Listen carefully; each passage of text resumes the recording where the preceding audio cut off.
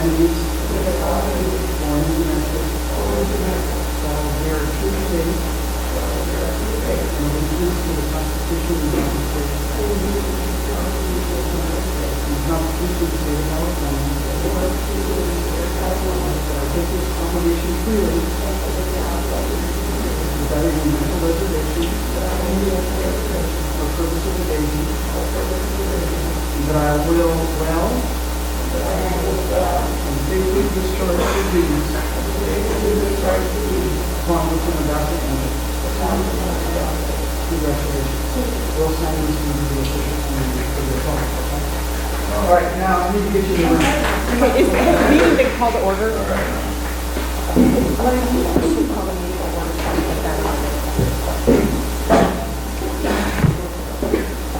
Okay, we got to call this meeting to order.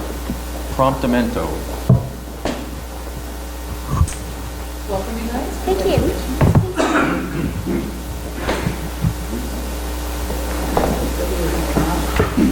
Mike, you have your cell phone? You can call on your phone. Sorry, what? You have your cell? Yes, I do. All right. Okay. Are we ready to rock here? All right, this is the December 11th, beginning of the December 11th closed session of the Kensington Police Protection and Community Services District Board.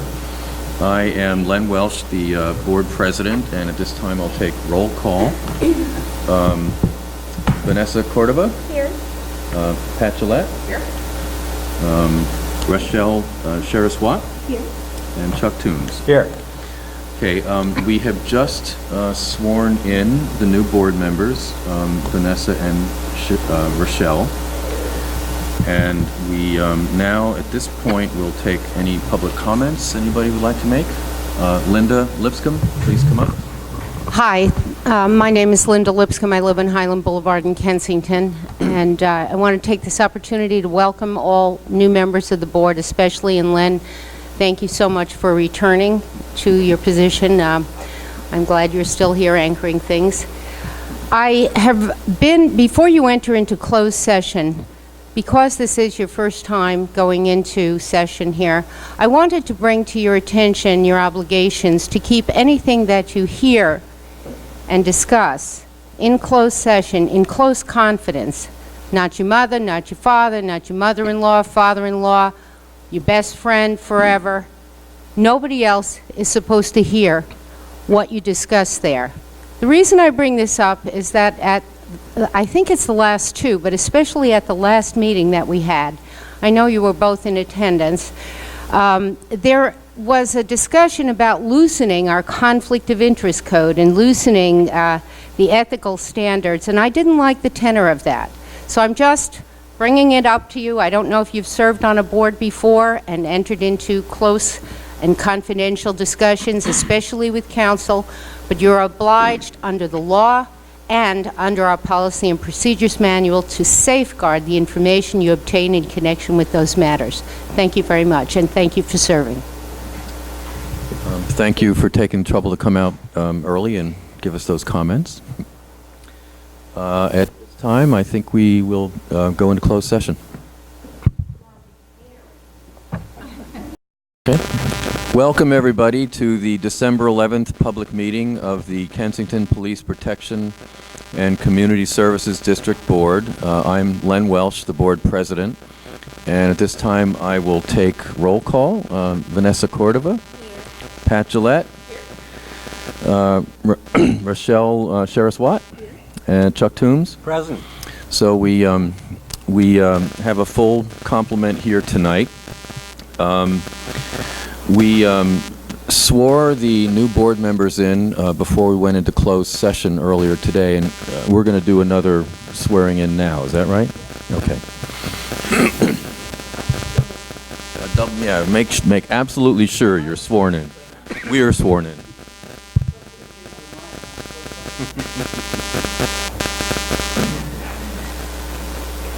Even though it's freezing, I'm taking my jacket off.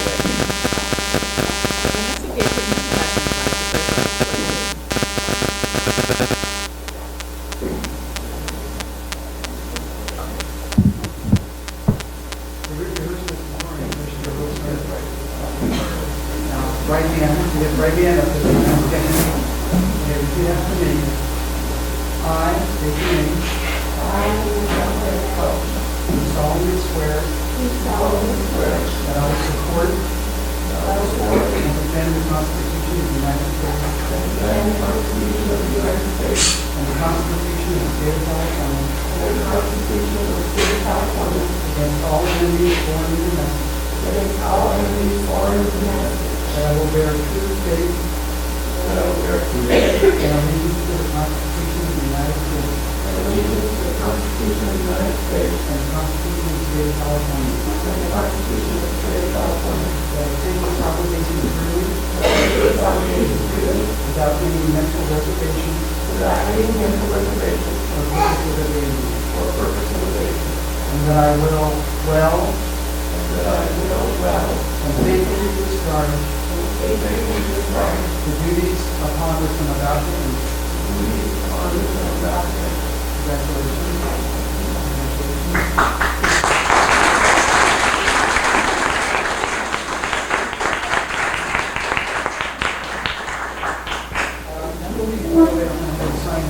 Really official.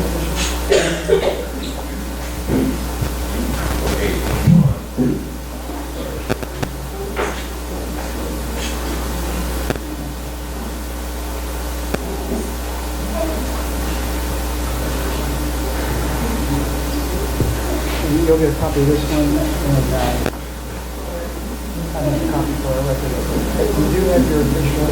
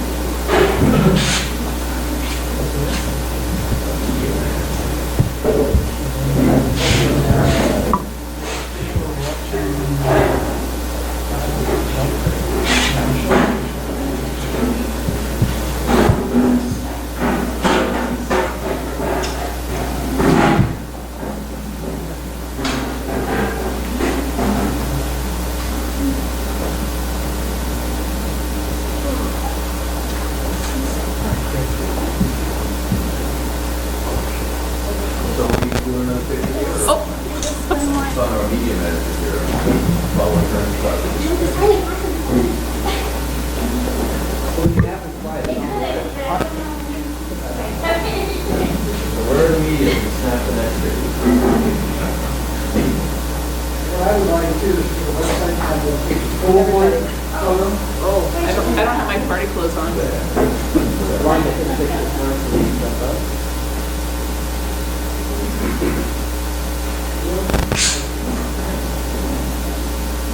Smile.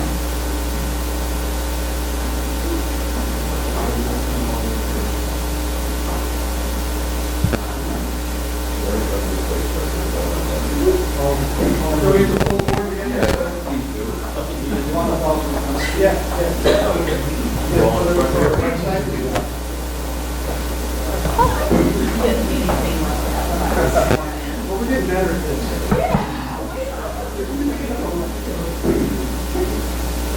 Okay, now get closer together.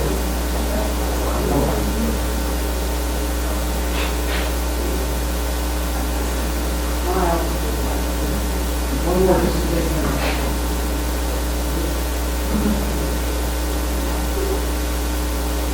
Look at me. Now, for a small fee, I'll make it a good one. So any community members are good at Photoshop. Yeah. So I apologize, folks, I have to put this ugly jacket back on because I'm freezing.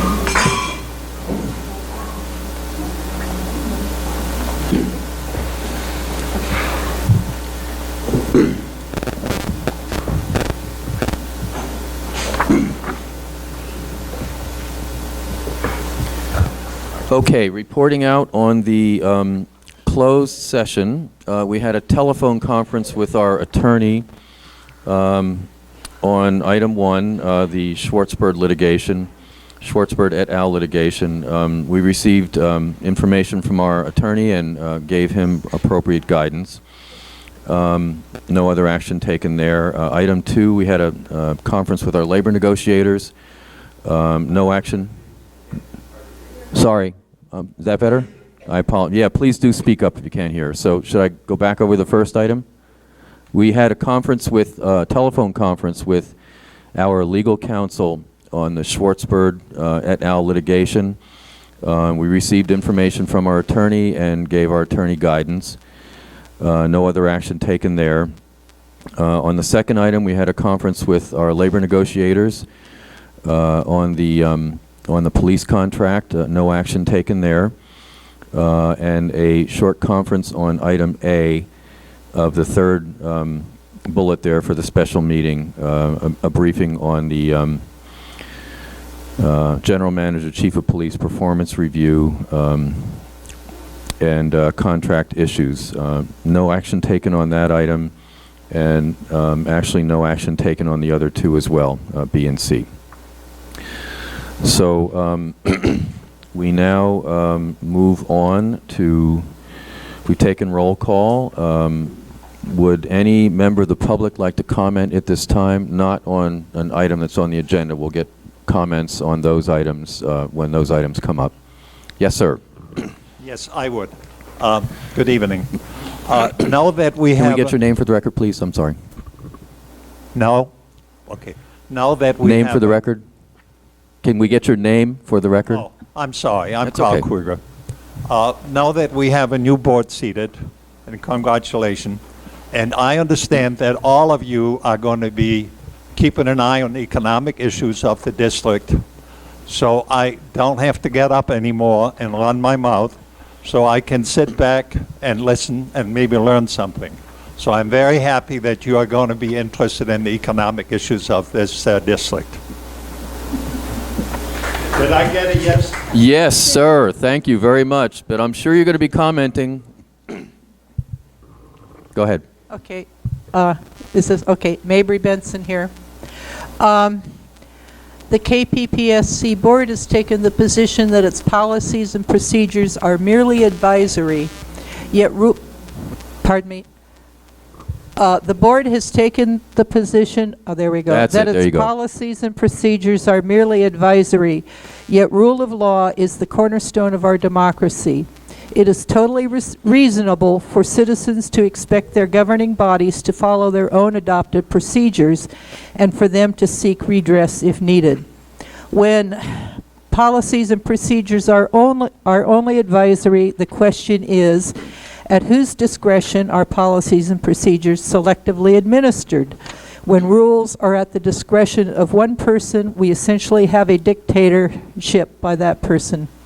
The board is currently in the process of revising their policy and procedures, but declines to accept that they govern, claiming there may be times when they need to act contrary to them. Certainly an emergency may require that, but then there can be a clause to suspend them in that case. I paraphrase Joan Gallegos, who said at one of her last meetings here, why am I going through the exercise of revising them, the policies and procedures, if they are only advisory? Thank you. Thank you. Anybody else?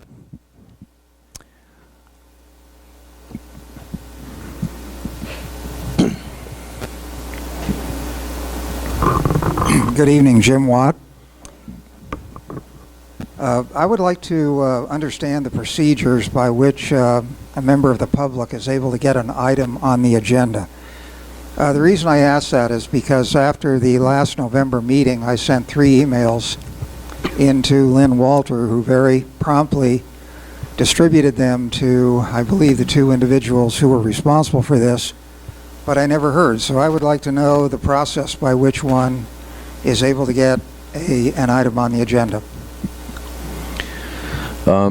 Well, I think the item you're referring to was already on the agenda. You and the materials that you submitted, I think, were made part of the record, weren't they, Chief? Actually, the item that I would have preferred to have had on the agenda was an item to discuss the possibility of having an updated reserves policy for our budget processing purposes. So possibly we can do that next meeting in January. Well, why don't we, we're going to be talking about our next Finance Committee meeting. Do you think that would be an appropriate forum to discuss that in? That would be fine, certainly. Okay. Okay. Can I just add a little bit to that? Sure. That was in the email response that I sent to Mr. Watt. I actually told him that You got to speak up. They can't hear you. I think that I thought that that item that he was going to suggest would be best vetted in the Finance Committee before bringing it to the full board. And I have a copy of that email that I sent, so I'm a little confused on the...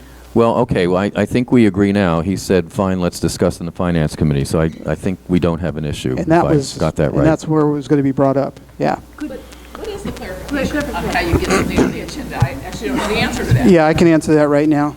Okay, so under your board policy, your current board policy procedure manual, section 5020.20 states, any member of the public may request that a matter directly related to board district business be placed on the agenda of a regularly scheduled meeting at the Board of Directors, subject to the following conditions.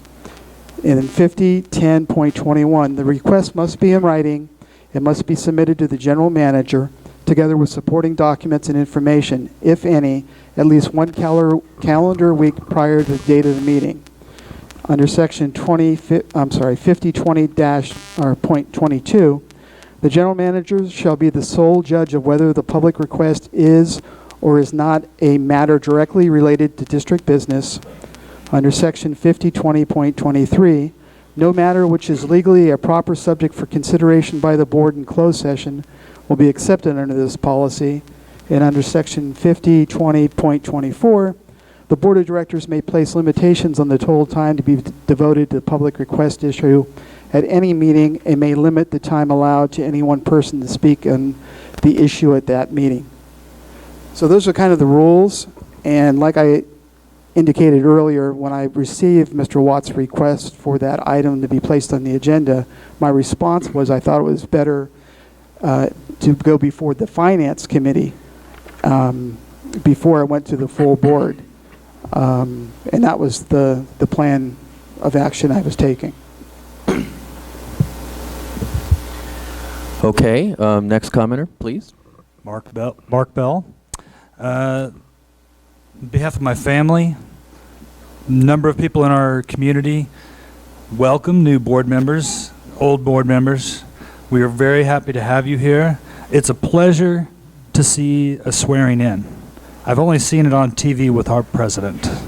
And to see our public officials, volunteers no less, sworn in is a prideful moment for all of us. And I appreciate all the work that past board members that are here have done for us. Thank you very much. And we look forward to a successful continuation of our community center, our police force, and our trash recycling system. Thank you very much. Thank you for the comment. Mark, could you close that door back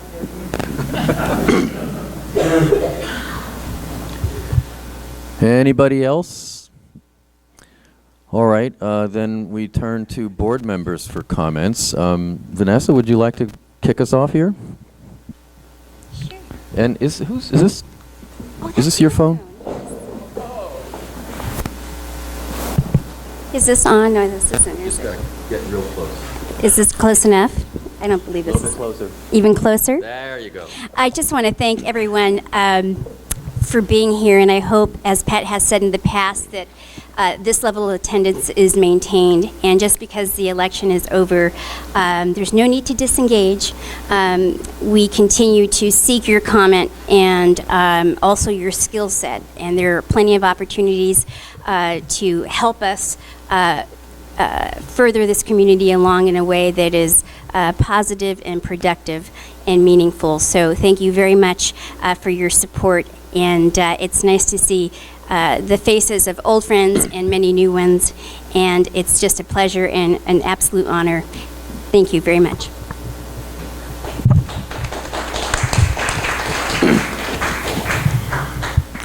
Anybody want to go next in particular? I'll go next. So welcome to Rochelle and Vanessa. We look forward to having you be part of the board. We had a very nice closed session where everybody came up to speed. I was just welcoming Vanessa and Rochelle to the board, and looking forward to a wonderful time over the next 2 years with them. And I want to tell a story because this is sort of interesting in light of the conversation today. My phone rang at 6 o'clock in the morning, and then it stopped ringing, one ring. Then at about 6:20, my doorbell rang. And I was like, holy crap, what's going on, right? I go down, there's a police officer at my door who tells me that somehow my phone apparently dialed 911, and then they tried to call me and couldn't get a hold of me. So they came by to make sure everything was all right. Now, I answered the door in my disheveled state with my bathrobe on and my hair like this, and he was nice enough to say, oh, you look fine this morning. I'm like, really? But I do just think that's one of the things that makes our community pretty special, and I want to thank the officer who came by because that was really sweet despite my inability to really focus on what the hell was going on at 6:20 in the morning. So many thanks to the police officer today. I know all of you and many of your comrades and other departments were out doing the work of the public today and making sure that we all could stay safe in this unbelievable storm that we're having. So many thanks to you and your brethren.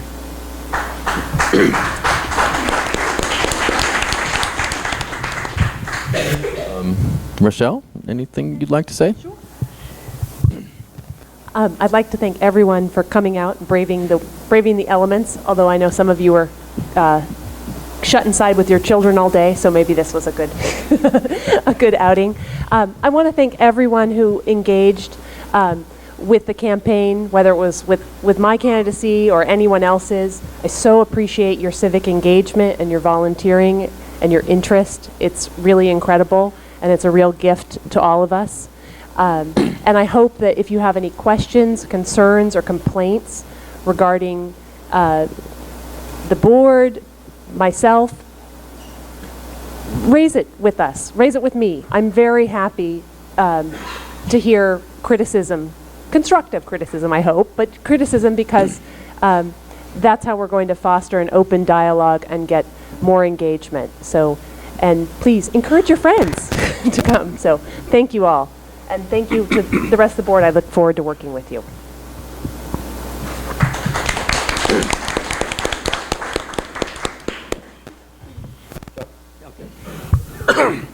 Can you folks hear me okay? I have a really terrible cold. Is this okay? I see no one saying no. I'd like to welcome Vanessa and Rochelle to our board and welcome Lynn back for another bout. It really is a good place to show your public service, and I've enjoyed my 6 years of service so far, and it's been a pleasure working for the community. I would echo Rochelle's comment about we'd love to have you all become engaged with our board and do something constructive to help move the community forward. There are so many opportunities for you to participate and offer your services and help us out. There's 5 people up here doing our best to try to manage the community. We'd like you to be part of that too. And if you can come in here, put your prejudices down, and do something to help us out, we'd love to work with you. So I hope that's an open invitation for you to participate. I look forward to all of you. I look forward to working with 2 new board members and with the returning board as well. Thank you.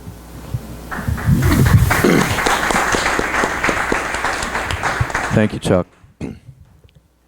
I also want to welcome Vanessa and Rochelle here to this board. I think it's going to be very interesting, and I also, again, want to thank Tony and Linda for the wonderful service they've given this community. You know, I keep hearing this theme of participation and volunteerism, and I have to tell you, I was approached by a visiting professor at UC Berkeley, the Bolt Hall School of Law, who wanted to meet with me and hear all about the Kensington paradigm. And he had a professor and a student from Kyoto University in Japan with him. And I called my good buddy Gretchen Gilfillan for some help because I knew she had a lot more historical perspective than I do. It was kind of last minute, though, and she couldn't make it, but she was kind enough to offer one of her copies of the book, Kensington, Past and Present, to me to give to him. And I actually had a wonderful read of that book myself and have bought it. And we spent 2 hours talking, explaining to him. I mean, he really was interested in Kensington. There are very few jurisdictions around like us. And of course, Kensington stands out for the degree to which it depends on citizen participation. It's quite unique.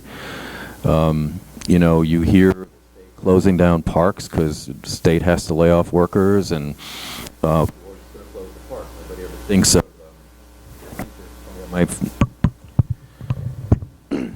nobody ever thinks in that context of, well, maybe a bunch of volunteers could, maintain the parks, pick up the trash, whatever.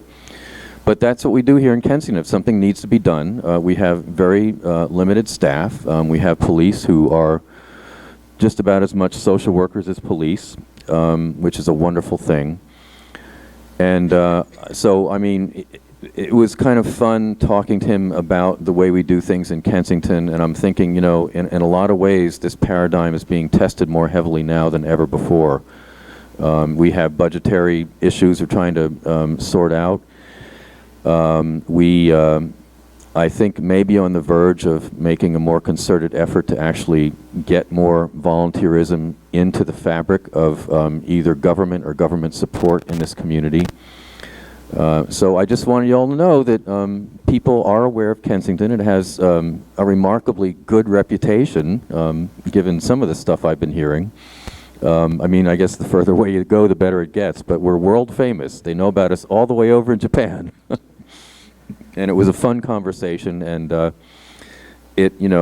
had quite a bit of pride being able to say I'm a member of this community, and I believe in what we do here. So that's all I wanted to convey to you folks for tonight, other than welcome again to the new board members.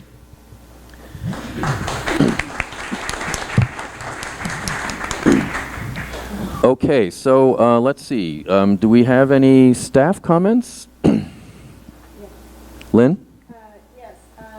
Last month, I said that I would return with detail about account 530, which is workers' comp. Carl Kruger had asked about this. And the detail is this. These are payments that are made quarterly. We made a quarterly payment on June 30th in the amount of $9,493. We made a reconciliation payment. I'm sorry. I'll repeat. On June 30th, we made our first quarter payment of $9,493 for workers' comp. This is a payment that goes to the Special District Risk Management Association. It's a pooling resource as opposed to an actual insurance company. I will speak up. Does that help? You just got to get closer to the mic. It's very unsanitary, but that's what works. Okay. There you go. Can everybody hear me? Okay. Then on September 30th, we made a reconciliation payment for the prior year. Reconciliation payments occur when our actual payroll is greater than what had been estimated at the beginning of the fiscal year. So we made a reconciliation payment of $9,831.91. Also on September 30th, we made a second quarter payment for $9,493.00. The total that appears in your profit and loss statement in this month's board packet is $28,817.91. The reconciliation, because it applies to the prior fiscal year, will be adjusted back to the prior fiscal year when the CPA has an opportunity to do so. So, Carl, do you have any questions?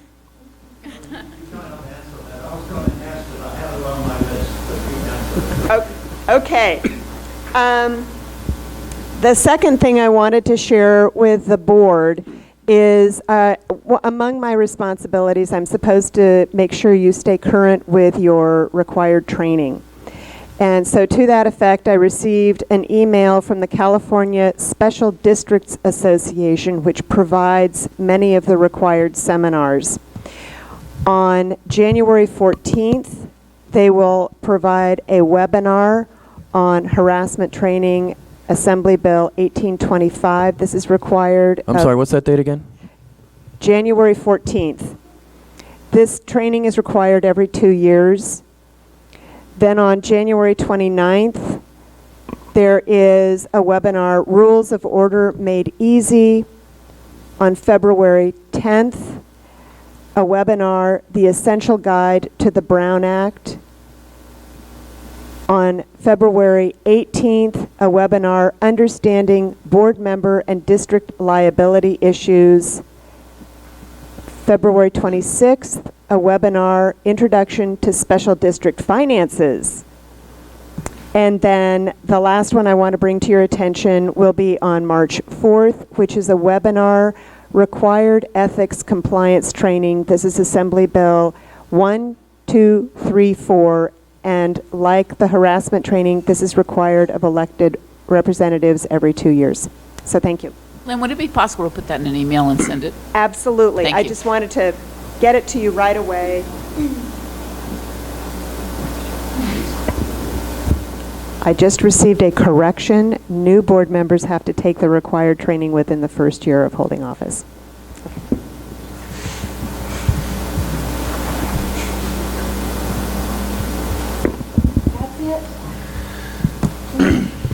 Okay, thank you.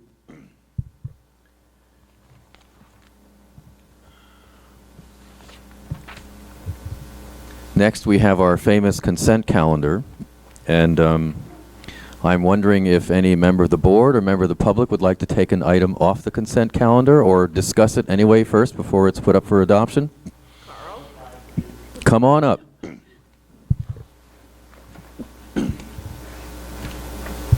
I would like to, again, I'm Carl Kruger. I would like to take the financial of the consent calendar. I had 5 questions, but Lynn answered one of them. And before I give you the numbers, I didn't get answers that were very helpful last time. So I would like to say the specific things that I have with those different items. And the other thing I want to say is, I don't look at the monthly. I care about the year-to-date. So when somebody gives me an answer on the monthly, that doesn't help a lot. The year-to-date is what gives me the answer that I'm looking for. Anyway, I would like to talk about 401, 427, 564, and 594. Okay, sorry. Let's take them one by one here. Listen quickly so we get them 401, down. 427, there are 2 income items. And then the 2 expense items left are 564 and 594. Carl, what? 4 altogether?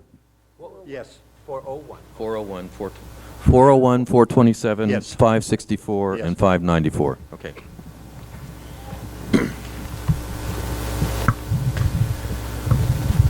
Fire away. Okay. On 564, why is the difference on 564 as large as it is? Year-to-date, we have spent $44,000 and some dollars. The budget year-to-date is $65,000, and the budget for the year is $156,000, and that's a huge difference when we basically into 6 months of the year. Jump on it. It's communication. The item is communication. It is communications. Yes. And the biggest ticket item there is our contract with Richmond. They provide our dispatch services. They are late in billing by almost 2 months. They are historically late. That's why the timing doesn't quite work with the year-to-date. Lynn, I saw that in the general manager's report, but how do you evaluate financial performance when billing is that late? We have the same problem with attorney fees. All of a sudden they come up. There's no way to tell that we are where we ought to be year-to-date.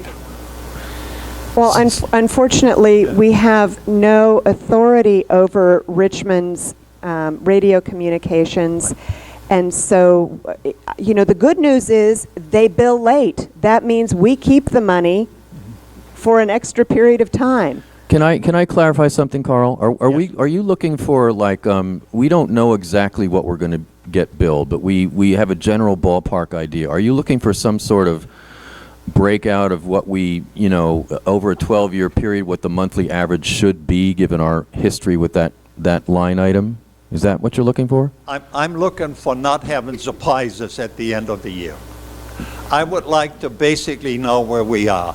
If we have a vendor, and in this case, Richmond is our vendor, then we need to establish some kind of way with them where they do the billing on a regular basis.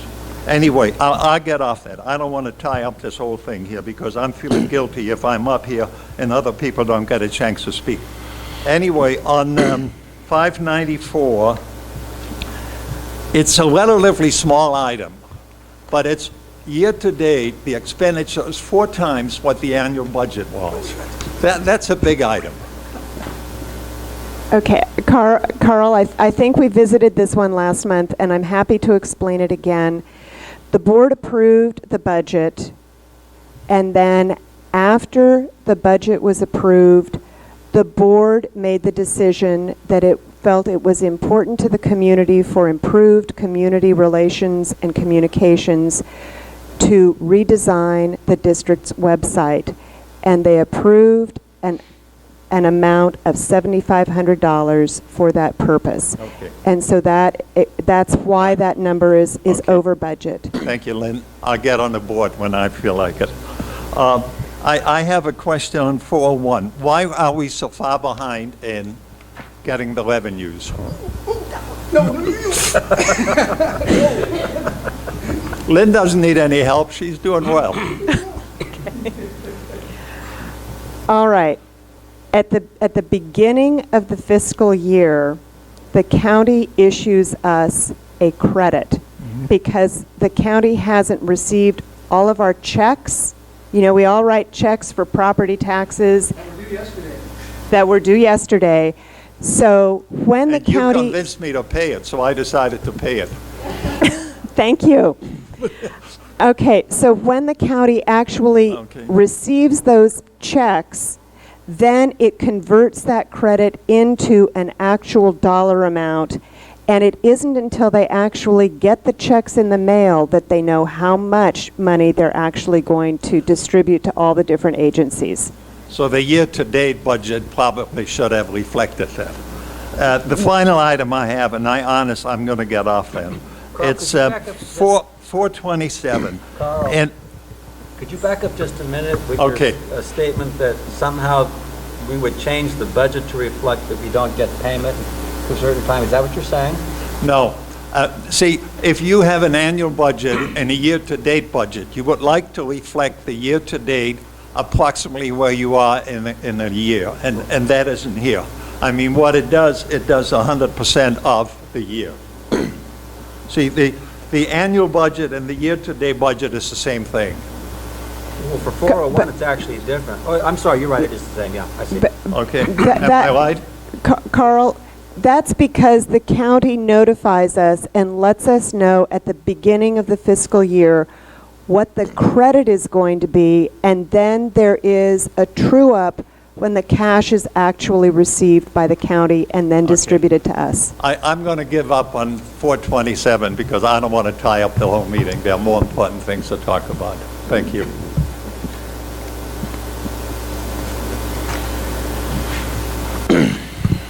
Thank you, Mr. Anybody want to comment further on that item in the consent calendar? Any other item? All right, do I have a motion to adopt the consent calendar? I move we adopt the consent calendar. Okay, motion seconded. All in favor? Any discussion first? No? Okay. All in favor? Aye. Any opposed? Motion passes. The consent calendar is adopted. Excuse me, I missed who made the second? I did. Okay, thank you.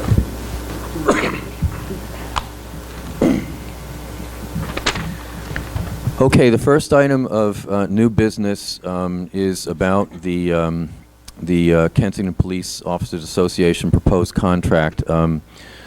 Directors Toombs and Gillette are to brief the board on this, but I think maybe should we have the chief explain his memorandum first? Okay.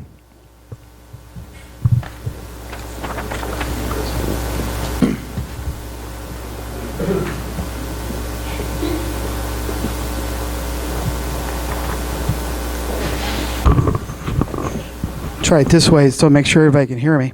Everybody has their copy. While the board doesn't know this, but when you were in closed session, I handed out an advance copy of the memo so they'd have time to read it before I came up here and went over it with everyone. What I like to do is I just like to kind of go through the memo, make some comments about certain things, and we'll see how this goes. Maybe as we go through this, if I hit a certain item that you may have a question about, whatever, maybe a hand raise, and we'll kind of stop and do it that way. Or it might maybe best just to go through the whole thing. How do you want to do this? Well, go through, and if somebody wants to get something clear, let them do it. All right. So anyway, for those of you that looked at the agenda packet that was online, I had done a similar type of memo to the board. Same basic memo that I prepared for the Finance Committee. And we had our Finance Committee on November 20th, I believe. And I made a lot of assumptions in that memo. I went over the fact that where we initially had I think it's a $268,000 deficit this current fiscal year, that we were able to adjust some expenses, look at some different revenue streams that we were getting in, and for this fiscal year, we should break even, basically. So even though the budget calls for a $268,000 deficit, I'm calling for we're going to break even at the end of the year. So working off of that, I progressed into what I prepared for the Finance Committee with a 6-year projection, or where I thought are basically where our cash reserves would be in 6 years. I made that presentation to the Finance Committee, and what was part of the board packet was, I believe, an updated version of that presentation I made to the Finance Committee. Well, I only went out 5 years, because what I did the first year was our current fiscal year.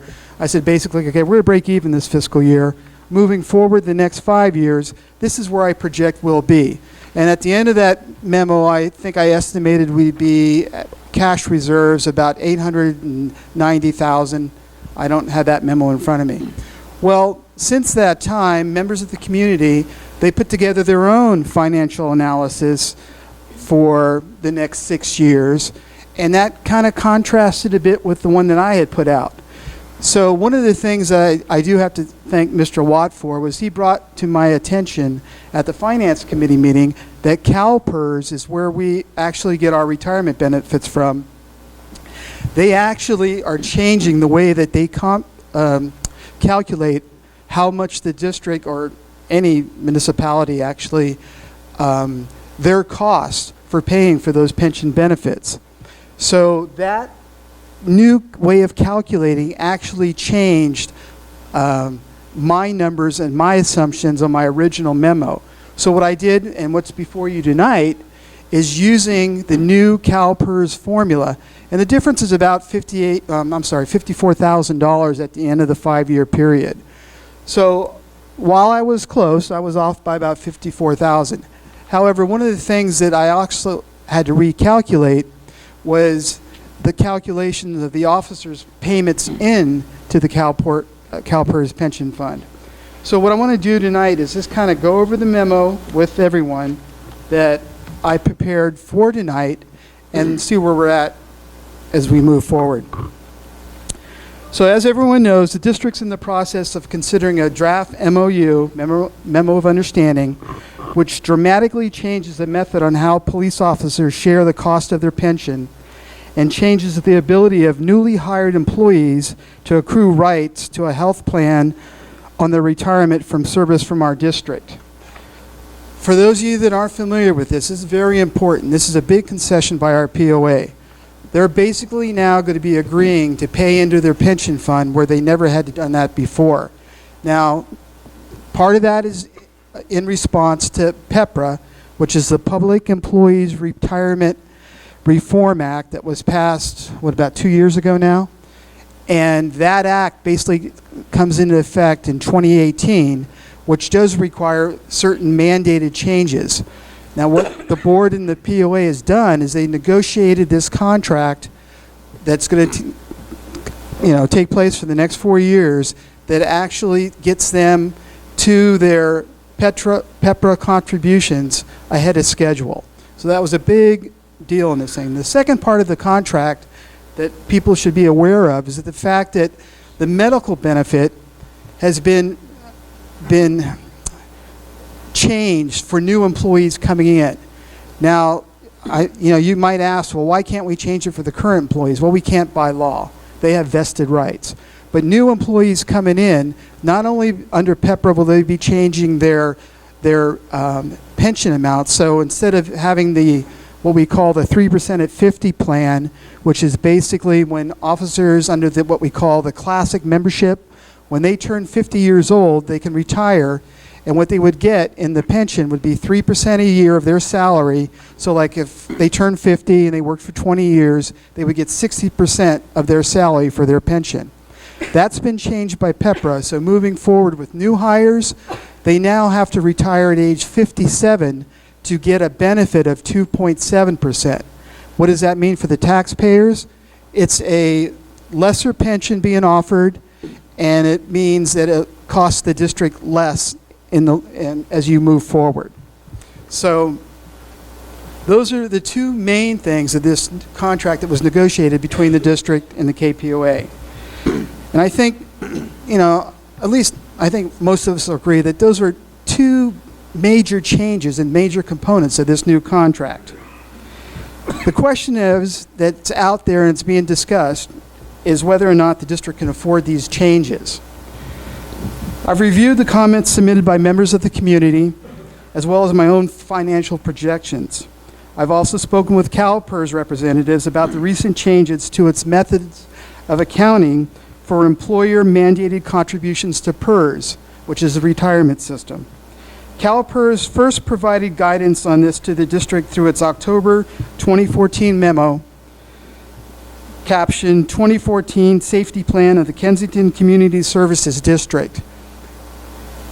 Among other things, CalPERS is changing the method of computing how employers calculate their contributions from a percentage of total officer salary to a flat dollar amount plus a reduced percentage of salary to take into account its changes in the many underlying actuarial assumptions. Now, what's that mean in English? Basically, historically, CalPERS has always based what we pay for the cost of providing that pension to the officers on a percentage. Now, this percentage has varied greatly over the years. Now, when CalPERS first went into the pension business, years ago, I guess it was back in the 70s, basically the cost of providing that pension was 9%, and the employees paid that.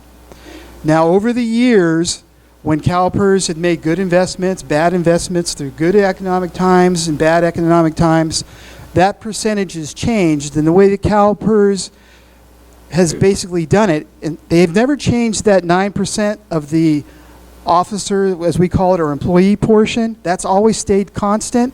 But what CalPERS has done is make up for the difference, is to begin charging the municipalities or the district a percentage of salary to help get them to fund that future pension benefit.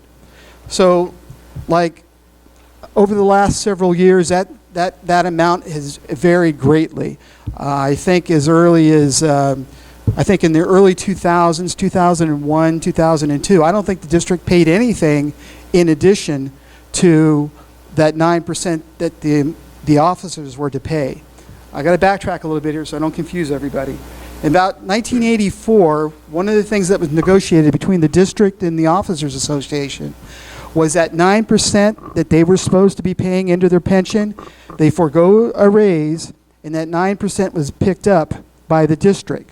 So during that time where it was only a 9% cost for that pension, the district said, okay, well, if you guys give up your salary increases for this period of time, we'll pick up that 9%.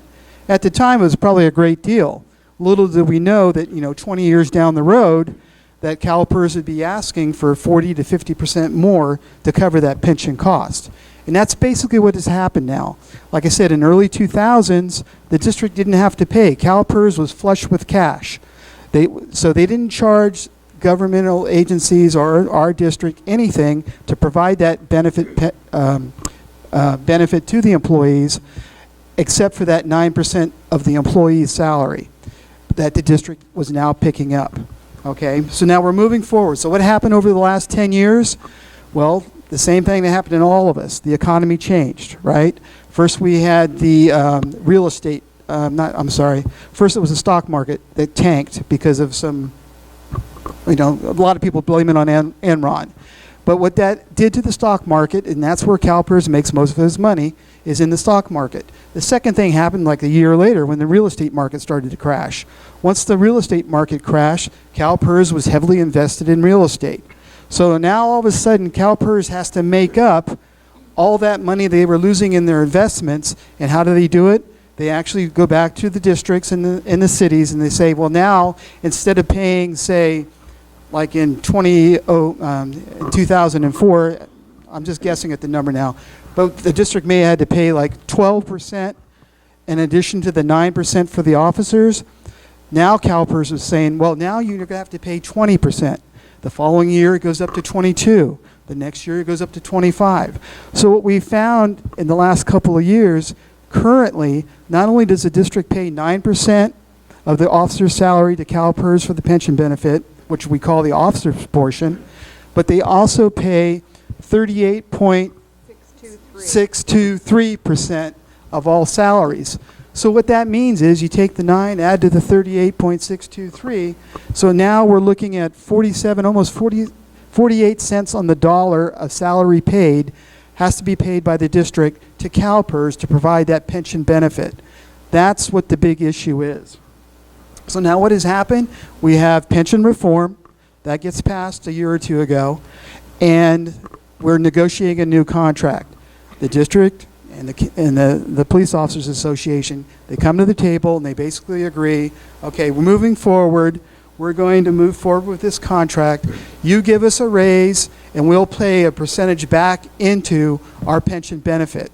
So the contract basically states that the first 2 years they get a 3.75% raise and they pay back basically 3% of that back into the pension benefit. But what people have to realize, that is a huge concession. So at the end of the 4-year period, yes, indeed, they've received a 16% raise to their salaries, but now going forward in the 4th year, they'll be paying 12% of their salary back into the CalPERS system for that pension benefit, and moving forward, it'll be a minimum of 12%. Now that could be negotiated differently down the road, but it can never be under 12%, okay? Brings us back to the memo. So after receiving the new way of calculating their CalPERS funding method for not this fiscal year, because we're still at the 38.623% as a percentage of salary this year. Now we have to use this new CalPERS calculation where not only do you pay a percentage of salary, but you also have a flat, what they're referring to, it's a flat rate, cash rate, that you'll either pay annually in one sum or monthly. Now, when I did my original calculations to the board and the public, I just used the percentage rate going forward. Now they're close.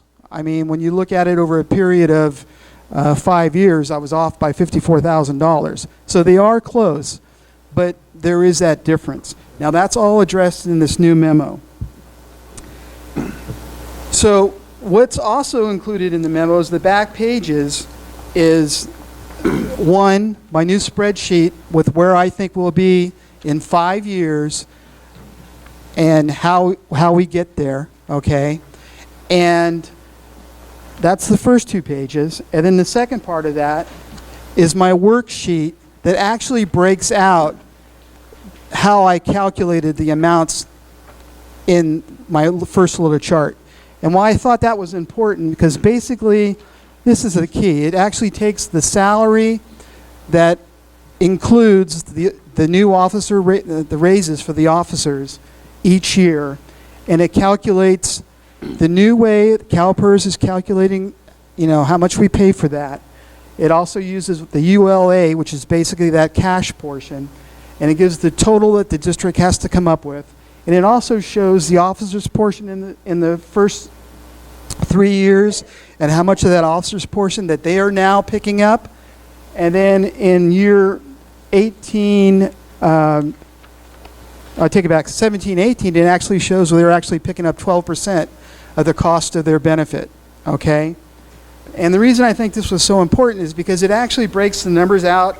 So it's one thing, like on my sheet here, when it's under 527, it shows, like in the last year, 1920, that the district's portion of the CalPERS benefit is going to be $402,747. What does that mean? How did you get that number? Well, if you look at this second sheet, it actually breaks down how that number was derived. So I think that's really important to take into account. Back to the memo. So there's still differences between the memo that I'm presenting to you tonight, the one that was in the board packet, and the one that was presented in the board packet by community members. And what are the differences between those amounts? You know, the community members come up with certain amounts, certain assumptions. I came up with others. And I guess it's just depending on the way that you view the data and how you compile your data. And that's the conversation that we need to have moving forward. For example, some in the community are arguing that the cost of living assumption should be reduced from 2.5%. Like in my memo, in my calculations, I used a CPI, Consumer Price Index, increase of 2.5% every year. Well, the community members used a 2% increase moving forward. So then, in essence, that should basically benefit my argument, but that goes to also the cost of, you know, other issues, other things too. So that little difference, that 0.5%, it doesn't make a great big a difference, but that's one of the things to take into account. The second thing is, I don't want to go there. There are other calculations that I use in my calculations that the community group did not. I think one of the bigger ones would be the when they did their calculations as to how they view the reserve at the end. Now let's go back to, like, you know, my calculation at the end of 5 years, where I think we'll be as far as cash reserves in 1920. I'm saying now that at that point in time, I think we'll be close to $800,000 in cash reserves. Well, the community members have a different view of that. They think we're only going to have $30,000 in cash reserves at that point. But what they have taken out of their numbers is probably one of the big ones, is that 10% mandated by the state that we have to take 10% of whatever our budget expense is for the fiscal year, take 10% of that and keep that in reserves. Well, I guess it comes down to the way you think about that. Now, the way I think about it is, okay, we allocate that 10% to the state mandate. So at the end of whatever particular year you're looking at, you're probably looking at about $300,000. Well, that's just an allocation. That money is still there. However, the community group took that out of their ending balance. And they say, can I stop you for a second? Sure. You keep referring to the citizens and the community group. There's a memo that you're responding to in particular. Yeah, right? actually, What's it's that part of the memo? board packet under Yeah. correspondence, and it's the Gail Feldman's memo that's put out by, I guess, the Kensington Property Owners Association. Yeah, I just wanted to be clear what you're referring to. When That's what I'm referring to. Is everybody familiar with that in the board packet? Oh, well, anyway, that's in there. And that's what I keep referring to. So they actually back out that $300,000. Well, the money's still there. It's not spent. It's only meant to be allocated out in the worst case scenario, that if a city or the district goes broke, that there'll be some reserve funds there to get them through, basically 10% of their budget. But the money's still there. It's not an expense item. It hasn't been spent. Another difference between Gail Feldman's memo and mine is I take into account the future franchise fees that we'll be getting from the garbage contract. Now, Gail Fellman's group feels that... Chief, could you just refer to the property owners association? Property owners. That'd be great. Okay. Thanks. Okay. Property owners group. They don't account for the franchise fees being collected. It's their feeling that those are restricted fees, and yes, they are. However, those fees do go into our reserve account. We track it separately, but those fees are used for those items that can be expensed in the future that are related to the garbage contract. So if we go, let's say, we just went through a process of renegotiating with Bayview, but in 8 years, we're going to be looking at that process again. Now, if we go to the RFP process, this year we estimated it was going to be about $140,000. In 8 years, it might be $200,000. So what that franchise fee is collected for is to pay for that item down the road. But we are still collecting it, and it can be used for that item that we'll have to pay for down the road. But I don't think it's fair to say that that item is not available to us. It is. So that's just a difference of opinion. There's another thing that the property That's not owners opinion, group- that's semantics, actually, but go ahead. Or calculations. Another big issue that the property owners group took out from their calculations is what we just recently learned from the county assessor's office. Now, this is what I presented to the finance committee, which was basically the county assessor at the beginning of the year estimated that property tax values in Kensington and what we can expect in revenue from those property taxes to be increased by a little over 9%. I think it was like 9.6%. However, when we did our budget projections back in July and we passed our budget, we were very conservative. We said, well, that's a lot of money. Let's go with the 6% figure, okay? So then what we did is we recently checked with the assessor, and he basically assures, he can't guarantee it, but he's assuring us that we can expect probably about 9.6%. So when I went to the finance committee, what I reported is we can expect an additional 3% of revenues coming in this fiscal year, and that's going to carry through. So roughly it's about $42,000 a year. Now you carry that through for 5 or 6 years, there's over $200,000 there. Well, the property owners group, they didn't figure that amount into their calculations on what we receive from property taxes. So that affects their ending balance by close to $250,000. So that's just some of the separate things that we had between the two projections on financial, the district's financial position after a period of time over the next 5 years. But because there's so much, discussion, different information that's out there and stuff, I believe that the community will be better served with more analysis on the financial impact of those proposed changes that is possible in these current schedules, okay?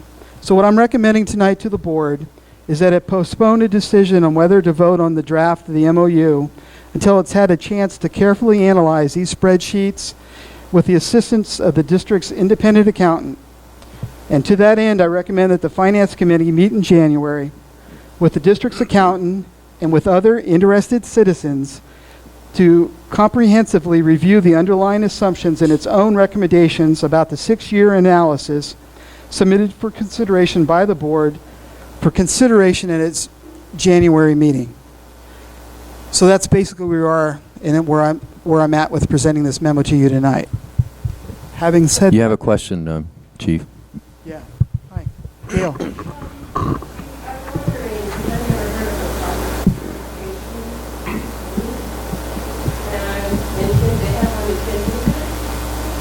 Can you repeat the question so everybody can hear? I'll let their president speak to their.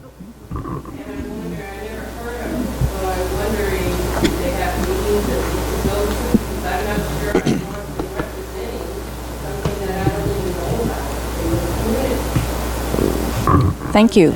Yes, I'm sorry that you're not aware. The Kensington Property Owners Association's been in existence since 1972. And we do have annual meetings every year, usually May or June, and the entire community is invited. We have annual meetings once a year, general membership meetings. There is a board of directors that meets when we need to conduct business, and that's when we have, for instance, in this case, generated the report that we issued to the board this week. Are those board meetings open to the public? I'm sorry. Well, right.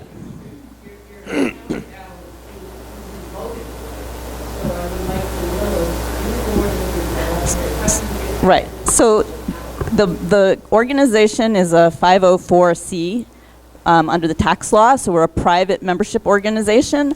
We're nonprofit essentially, so we're not under the same obligations for noticing meetings as the elected body. We're not elected.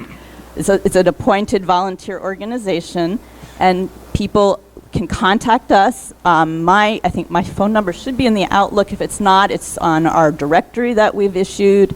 And certainly you could call the district and they'll give you a contact. Usually I'm the contact. We also have a website, not a website, but an email address. And you're welcome to contact us as we have opportunities to invite the public to the meetings. We will do that for our board business meetings.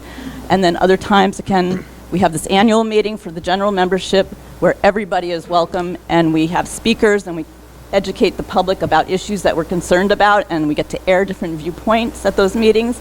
And yes, sometimes the public may have a different viewpoint than the board of directors, and we're certainly welcome to hear that.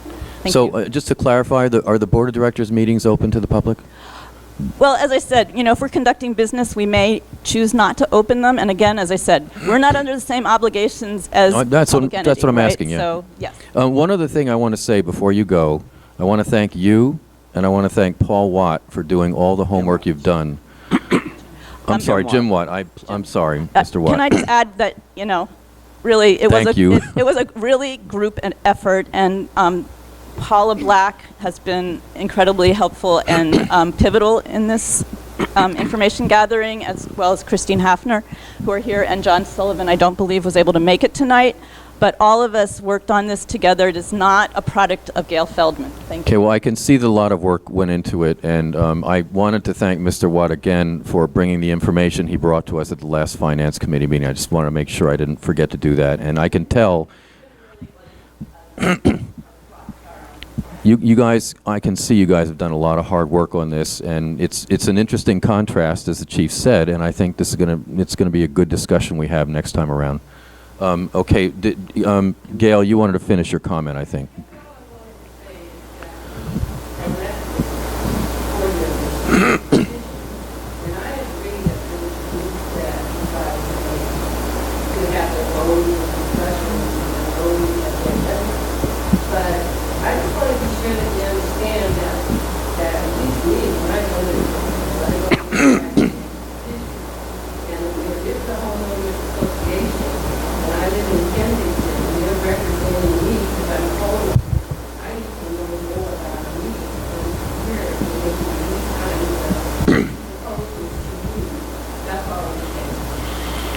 Okay, well, maybe you can go to the next meeting and take it up there. We have several people who've been wanting to comment. He had his hand up first. Let him go first.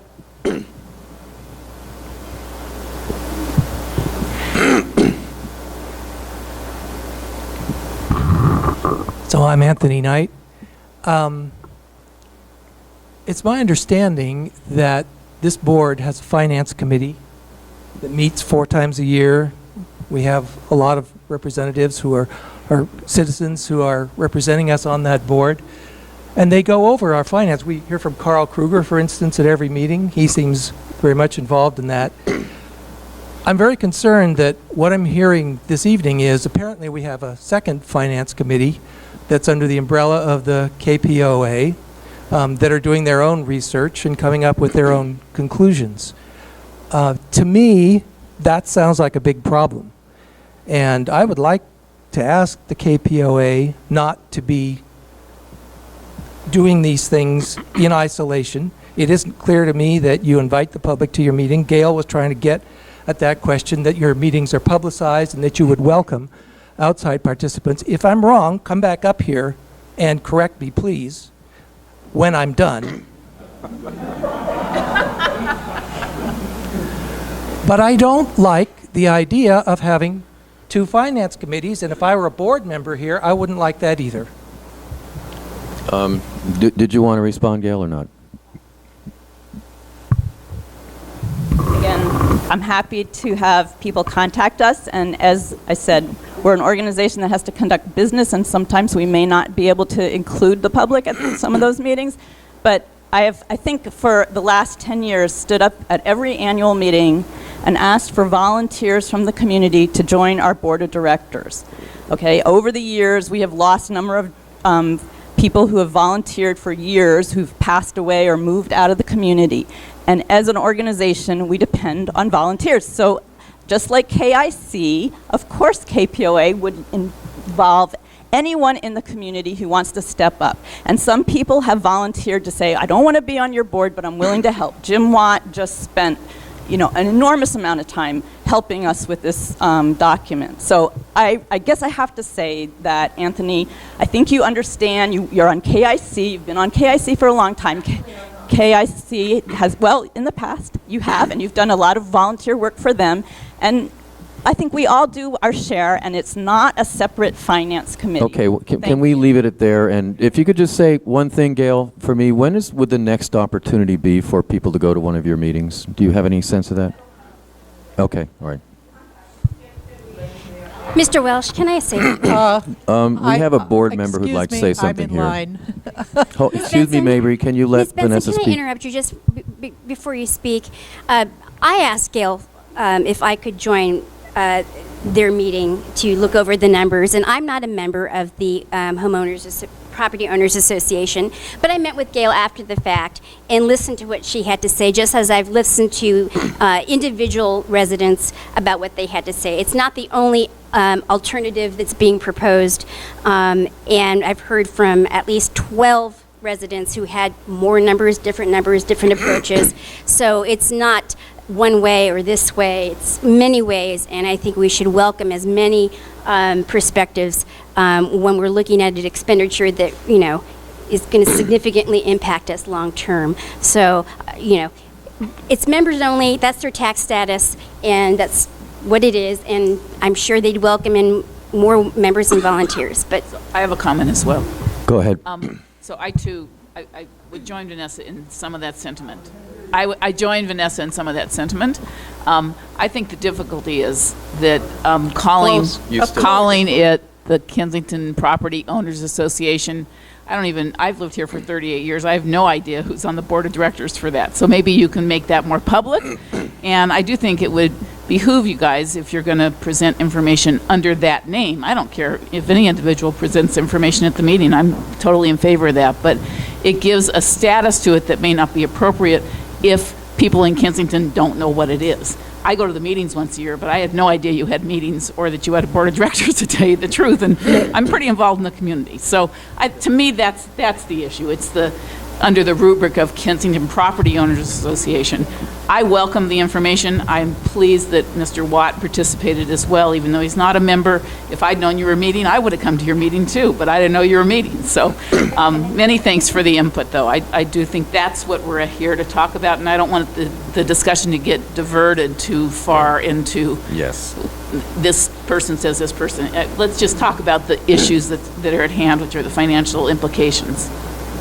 Go ahead. I just want to say thank you for... Up close. Oh, can you hear me? Okay, there. This is maybe a bit of an aside, but the KPOA, along with the KIC, presented a candidates forum in October, and so I thank their involvement. Linda Lipscomb, Melissa Holmes Snyder, Gail Feldman, John Sullivan. I know that many more worked actively to present community issues. So I, along with Vanessa and Pat, and I think the rest of the board, thank people's involvement and insight and bringing any kind of issues before the board. It's helpful at this point. Thank you. Okay, and I'm sorry, I just want to reiterate again, I thank you, Gail Feldman, for doing the work you did. I thank you, Jim Watt. I am never going to reject information, no matter what the source, and you provided well-reasoned information. I think reasonable minds can differ, and we'll sort that out. I think you've added great value to this process, and maybe this dialogue will help you to, answer some of these questions about the status of KPOA and its relation to the community, and that's something for you and them to work out. But I thank you. I want to leave you with that. Mabry, go ahead. Thank you. Now I'm blanking. At the beginning of the meeting, all the board was asking for community input. We've had some community input on the biggest item of the whole district, yet people are complaining that they're giving input and asking the input was asking legitimate question, bringing up legitimate points, and I think I pointed out a month ago to the board members and to next door that this was such a major decision, we needed to have time for community input. And I hope we still have time, because by the time the holidays, to get a finance committee before the next meeting, well, you know how time goes. But thank you for the community input and having some discussion about all these figures for such a major project. Please. I'm Paula Black. Can you hear me? No? Yes? I'm also on the board. It's disconcerting. You really have to get very close. Oh, okay. Can you hear me now? There you go, yeah. All right. My name's Paula Black. I'm also part of the KPOA, and I'm standing up here in that capacity, as well as a member of our community. I wanted to begin by congratulating the elected and re-elected members and thanking you for your service. Simply getting involved in this issue has made me realize what an enormous amount of time and energy and engagement it takes to deal with these issues in our community, and I have tremendous respect for the board members for being prepared to give that time over a number of years. I also wanted to thank our police force and particularly Ms. Gillette and Mr. Toombs for getting us to this point with the Memorandum of Understanding. I think there are many people in this room appreciate it represents an enormous amount of work on their part. And I particularly want to note that raising questions around the fiscal future of our community and raising questions around the affordability of the MOU does not in any way reflect on our feelings about the service of our police officers, for which we are all enormously grateful. And part of my motivation in getting involved with this was understanding that a precarious financial situation doesn't serve our police officers any more than it serves our taxpayers. And stepping up and getting involved is part of trying to find a solution that works for everybody. The directors at the time of their election and subsequently Ms. Gillette wrote a letter to the Outlook, really inviting community participation, and the KPOA members came together in that spirit. And I thought it might be helpful perhaps for people who had not had a chance to read the board packet to understand the work that we did since the last board meeting and the finance meeting. I won't go into the details, but at the last finance committee meeting, the chief was able to present a budget reflecting the costs of the MOU that on reflection we realized contained some information that needed to be updated and some assumptions that we felt should be tested. So the work that the KPOA did between that finance meeting and now was very much looking into testing those assumptions to understand their robustness. In my past history, I've worked with both government agencies and with private entities, and a lot of the work that I have done has been around testing the assumptions. It's not starting with a particular desire for a particular outcome. It's looking at a range of scenarios and saying, okay, what happens if our property tax base increases? What happens if it falls? What happens if our assumptions about overtime are ambitious? What happens if they are underreported? And that formed a lot of what we attempted to do in the spirit of helping the board. So the chief's memorandum tonight is tremendously helpful. We hope that any comments that we make now, again, are in that spirit of cooperation and contribution. A number of the issues that the Chief touched on in his memo are significant. The most important question, I think, which is a broader question for the community, which is what level of reserves do we think we should have? And that touches on the question of what are those reserves going to be used for? What do we think the obligations and the risks are for our community? And what funds would we actually be able to access if those scenarios came forward? So we're very supportive of the board looking into a reserves policy and being able to communicate that to the community so that some of the discussions we're having now have been thoroughly looked into and are settled. Yeah, and that's a discussion we had at the Finance Committee meeting. Yes, and I understand it's tabled for the next Finance Committee meeting. I also just want to make it clear for members of the public who are unable to attend the last Finance Committee that the Chief's budget that was provided at the committee was preliminary, and the Finance Committee did not table a motion on it. They didn't approve or disapprove or pass comment on that budget. So I think that characterizing this as two rival finance committees is a little misleading. This is some information that's been prepared to help the Finance Committee in their deliberations. So just to wrap it up, a couple of the things that the police has touched on in his memo, which I think touch on the assumptions that we made in our budget that we presented, are probably best not debated here.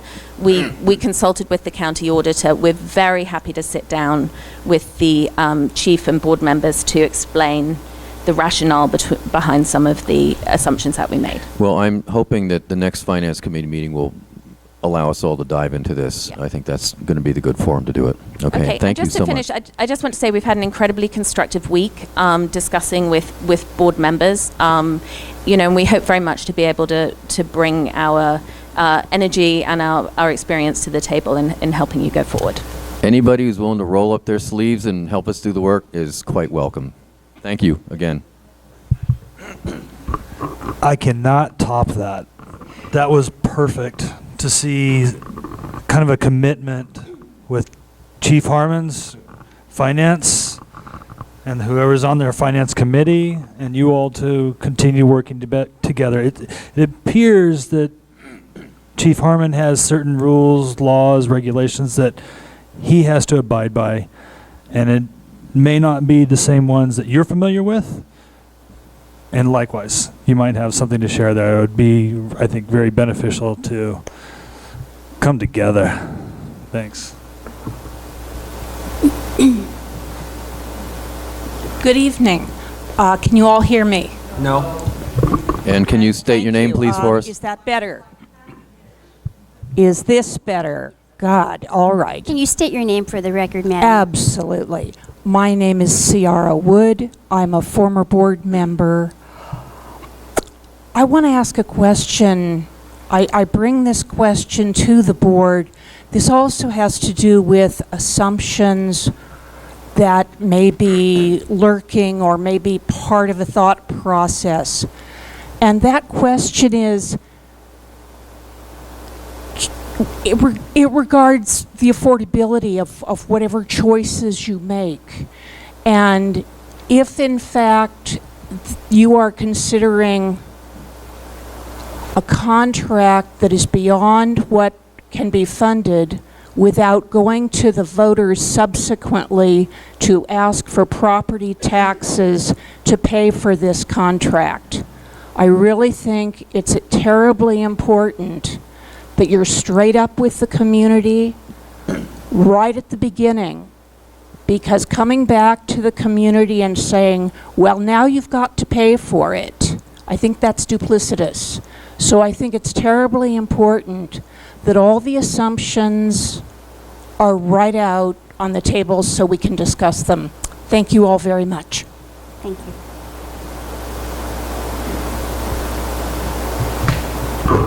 Hi, I'm Linda Lipscomb. I assume you can hear me if I don't use it, can't you? Nobody ever has a problem hearing me. Excuse me. I'd like to comment on this contract. Excuse me, we need you to speak into the microphone. Oh, you need it so for it the picks up on recording. the track, yes. Right, Thank you. okay. Can you hear it now? Yes, okay. I'd like to comment on, first, I can't resist. As you know, I've been affiliated with the KIC for many, many years. We have public board meetings, so anything to the contrary is wrong. Joel puts the date of the meetings in the Outlook, don't you, Joel? Every month, and then sometimes we skip a month, but our board meetings are open. We have a meeting of the board, so you can come, and what is it? What month do we, it's the fourth Monday. Fourth Monday of the month. Fourth Monday of the month. So I heartily approve of public meetings. To the extent anybody thought differently, that is not the case.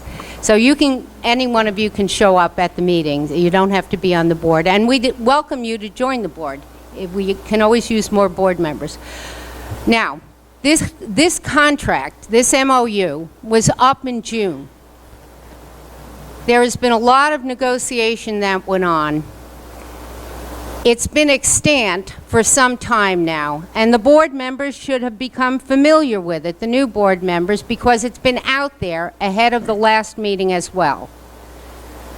As to the financing portion of it, you may quibble about whether or not a reserve for something like the franchise fees should be counted in reserves or not.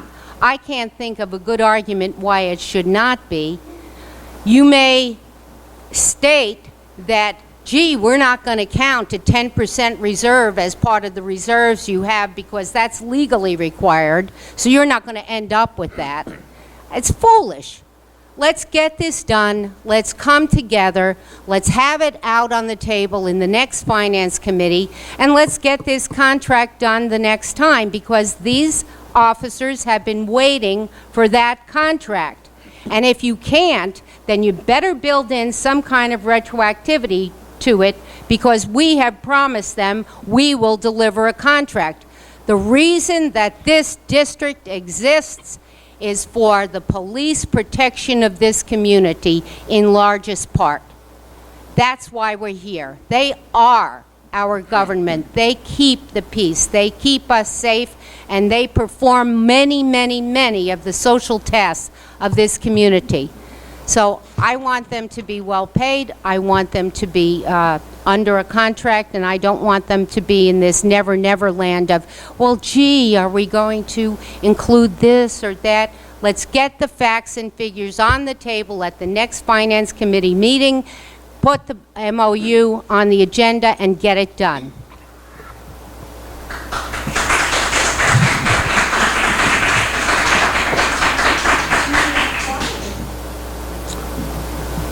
Leonard Schwartzburden, that's a tough act to follow. Can you hear me now?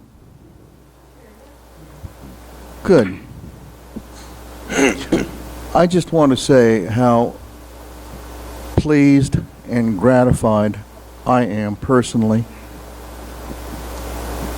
at the open process that is going on and at the receptivity of this board to community participation. We have an incredibly talented pool of human resources in this community. It would be absolutely foolish not to maximize the kind of input and the kind of what? Oh, okay. I thought you were signaling me about something. No, okay. This gentleman who was going like this. All right, go on. I beg your pardon? Go on, finish your... Okay. I think it's great that you all are listening to this community. It's absolutely essential to a democratic process, and I want to congratulate you on the sea change which has occurred in my experience as to how this process has occurred. So thank you for what you've done.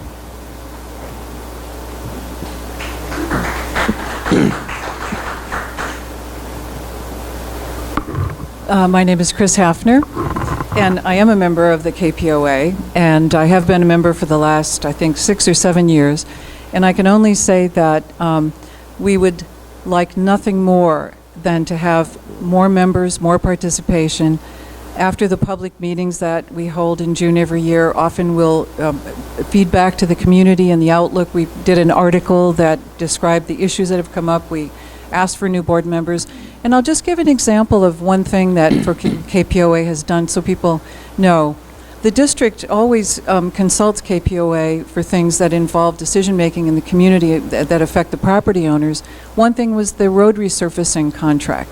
So we have several times met with the county representing the property owners to ensure that they take their responsibility to resurface the roads in Kensington, as is their financial responsibility.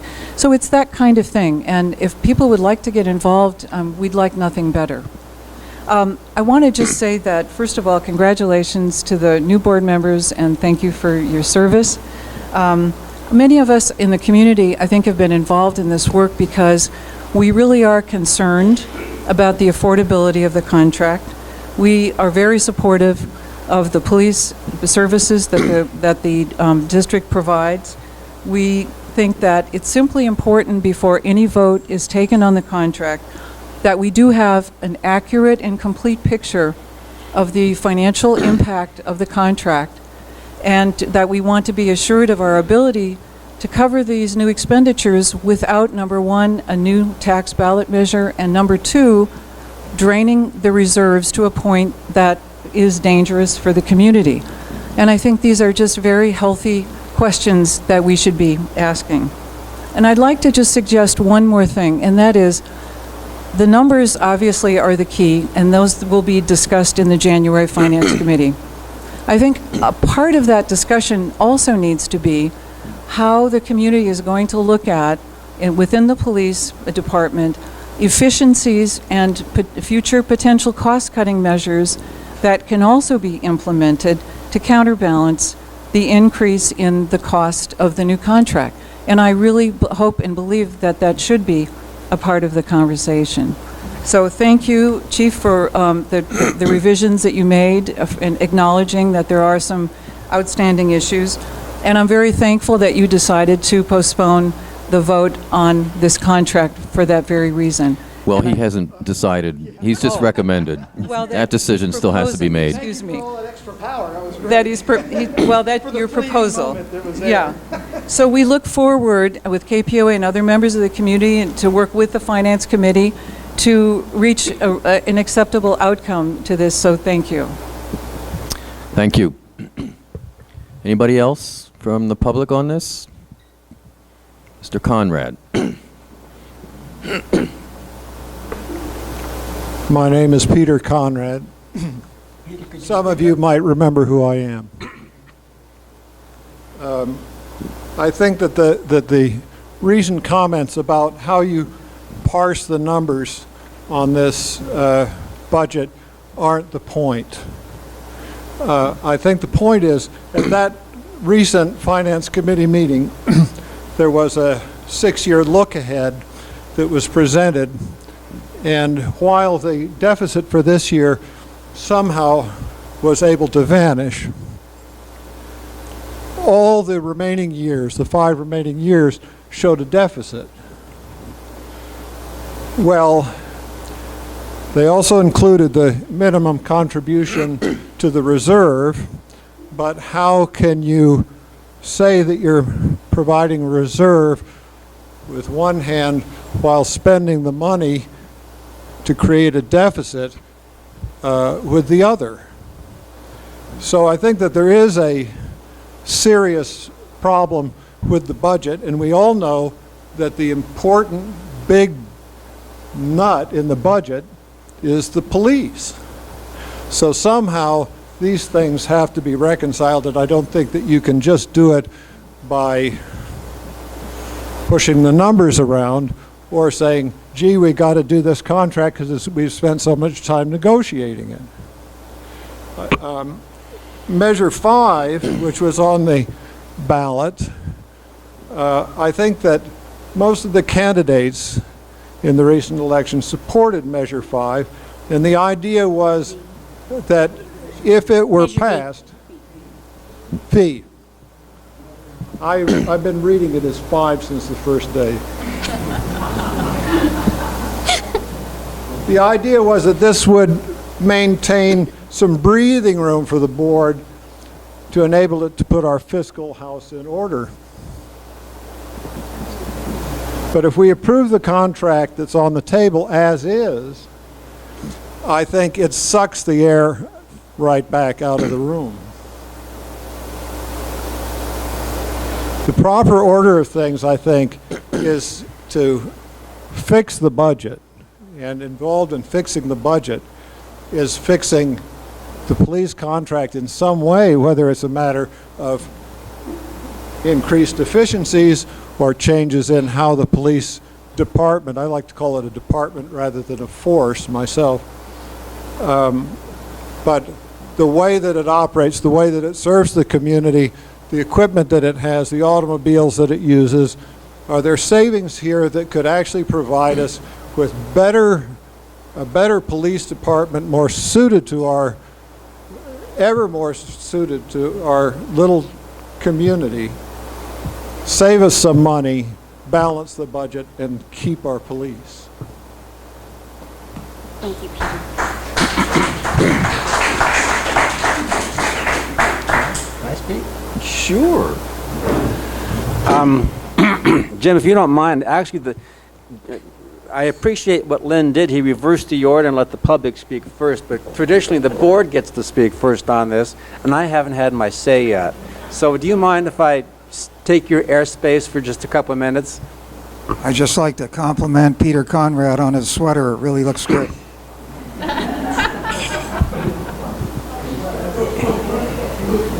Peter, he liked your sweater. Could you stand up now for everybody to see it, please?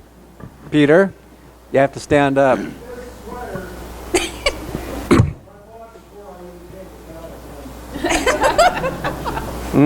Thank you. Well, again, forgive me for my cold here. The chief and I spent a lot of time this past week getting into the nuts and bolts of budgets and salaries and everything else, and you have to realize that the biggest single cost of the district is salary. It's not cars, it's not the cost of this building, it's police salary. And with that salary comes a level of service. And the people kind of need to realize that if you want the level of service, funding as we now do it, you have to pay for that. If you don't want that level of service, that's a different discussion. And if you want to live within the budget we have now, the chief and I discussed this. He can fire 4 cops tomorrow and you'll have a balanced budget, but you won't have the service you expect in this community. Now, in talking this through with my colleagues on the board here, the discussion is to put all the issues to the Finance Committee in January, let them ruminate and try to come up with something reasonable about what it looks like the community can afford in the current revenue stream. The second discussion that this community needs to have is not going to be in a Finance Committee, but it needs to be in a town hall meeting about if we can't afford this level of service, what do you want? A reduced force? Or do you want a tax increase to pay for it? It's kind of not to be terribly simplistic, but that's really the debate here. And if you want a reduced force, that's fine. That's perfectly okay, but there is a social cost that goes with that. You could have 1 cop on duty throughout the day and night. Right now you have 2 for about 70% of the time. Okay, there's a real marked reduction if you want to pay less for that service. And that's a community decision. I have my own views, but the community is free to express whatever views they have. But the larger issue still is trying to get a reasonable approach to what our budget will afford.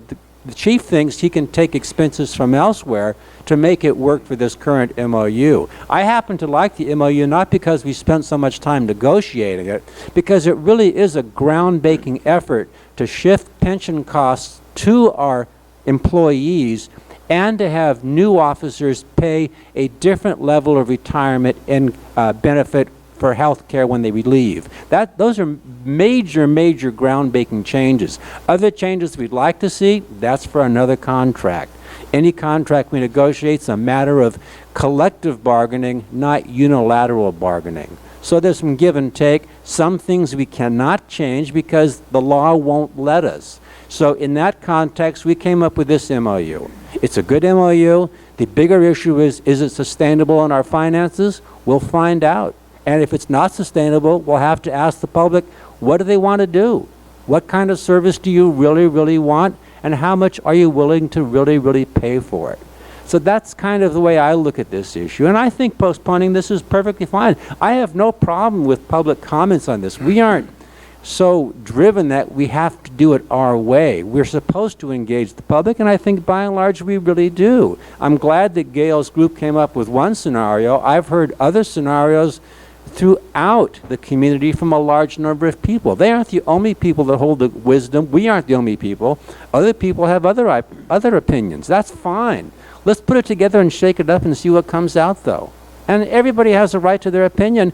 The only thing I ask of anybody participating in this is bring an open mind and a constructive set of criticisms, and don't bring your prejudices with you. Leave them at the door like you leave your ego at the door, and let's see what we can come up with. Sounds reasonable to me, and my throat is giving out. I'm sorry.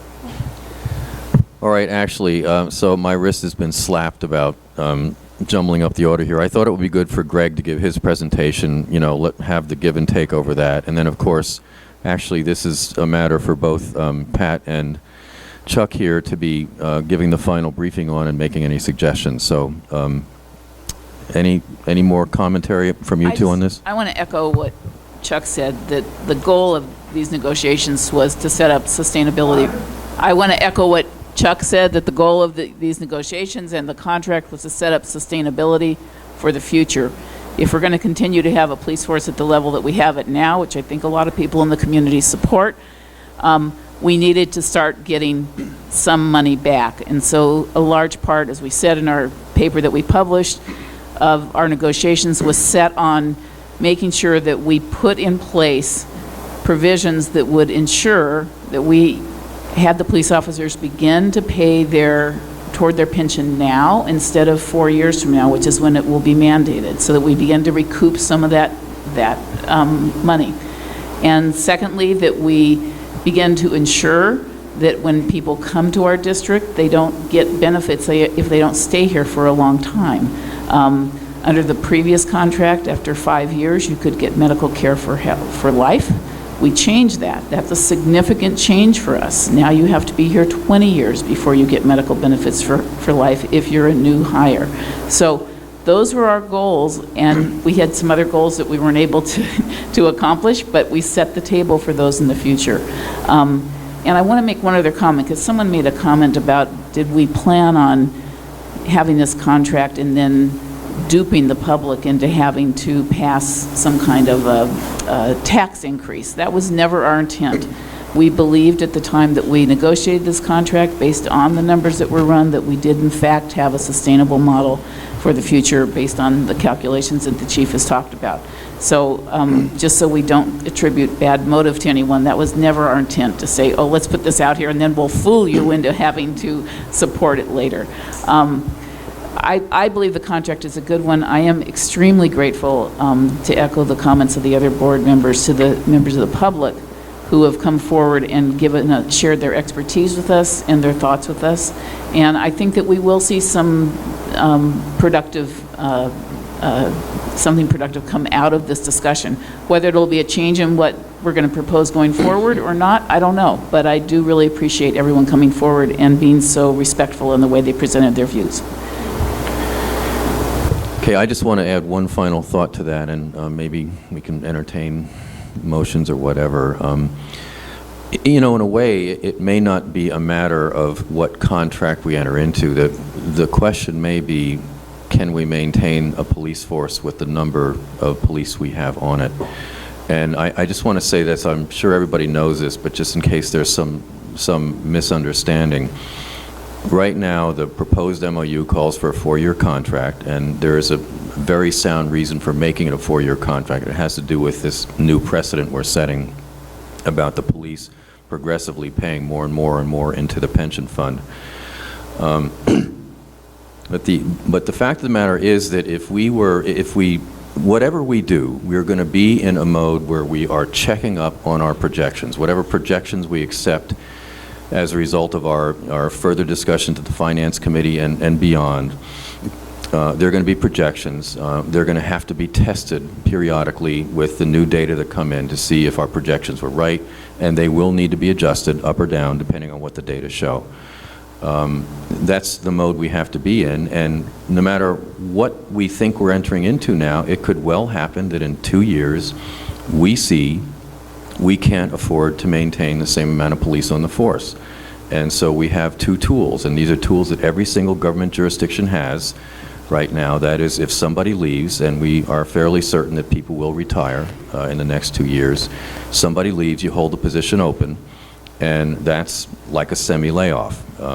The other thing is, if it's more drastic, you actually lay somebody off. There's nothing that will stop us under this contract from laying somebody off if we have to, or holding a position open if somebody leaves. And so people have to get used to the iterative nature of this. You know, we're going to be coming back to this stuff and revisiting our assumptions. There isn't any duplicity possible here. We have a situation. We have to check it from time to time to see if we're going in the right direction, and if we go too far in the wrong direction, then we have to take the steps we need to fix it. And we have those tools available to us, no matter what contract we enter into. So that's the end of my tirade on this.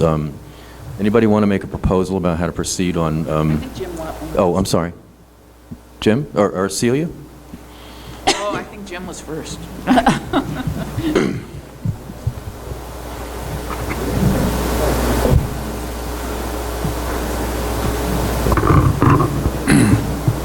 Good evening, Jim Watt.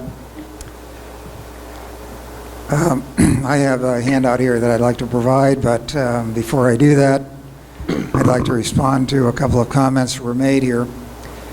First of all, I hope that everybody understands the nature of this contract in terms of how the police department personnel are paid.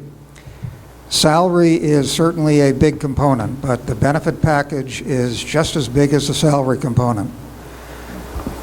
Personally, just looking at this thing as an outsider here, I don't have any particular feeling one way or the other about the rate of pay that these individuals receive.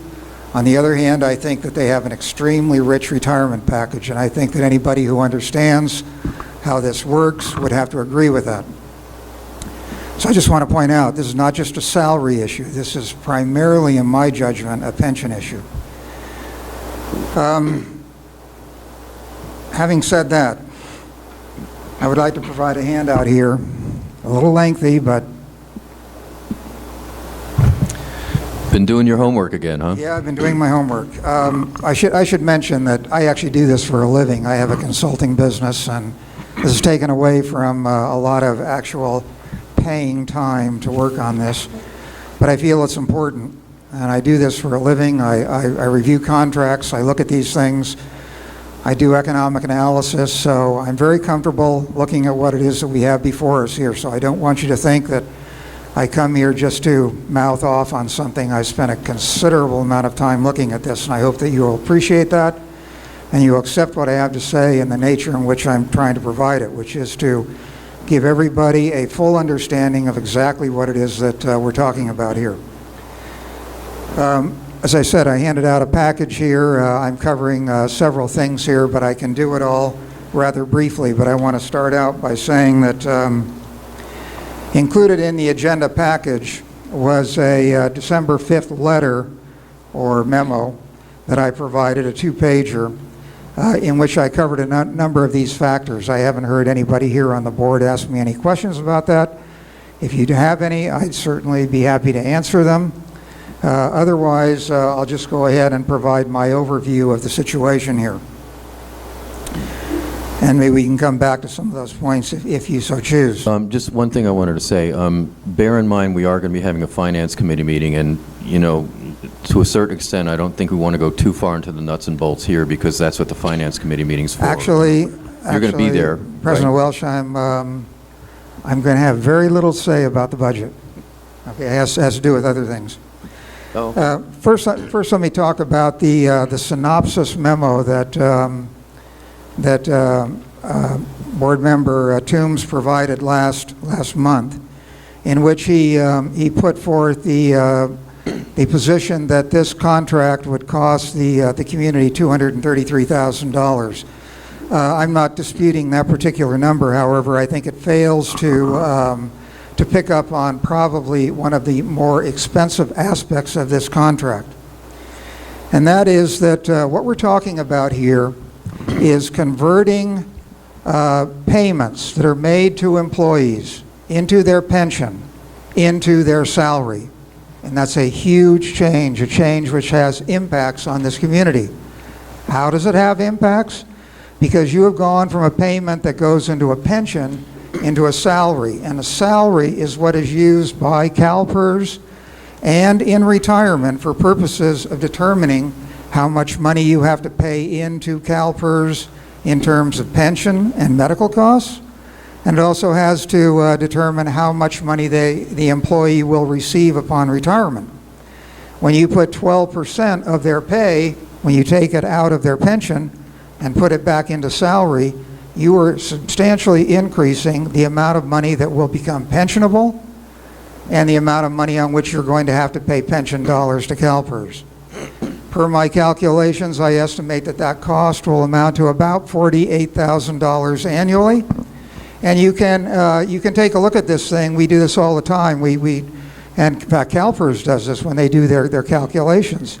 You can take a 10-year look at a $48,000 payment, net present value that money back at 7.5%, the amount that CalPERS use, and you'll come up with a cost here to the district of $329,000 just by virtue of making that transfer payment. If you do it over 20 years, you come up with $489 additional costs, $89,000 in additional costs. So I want to point out that the costs here are significant and the costs need to be considered.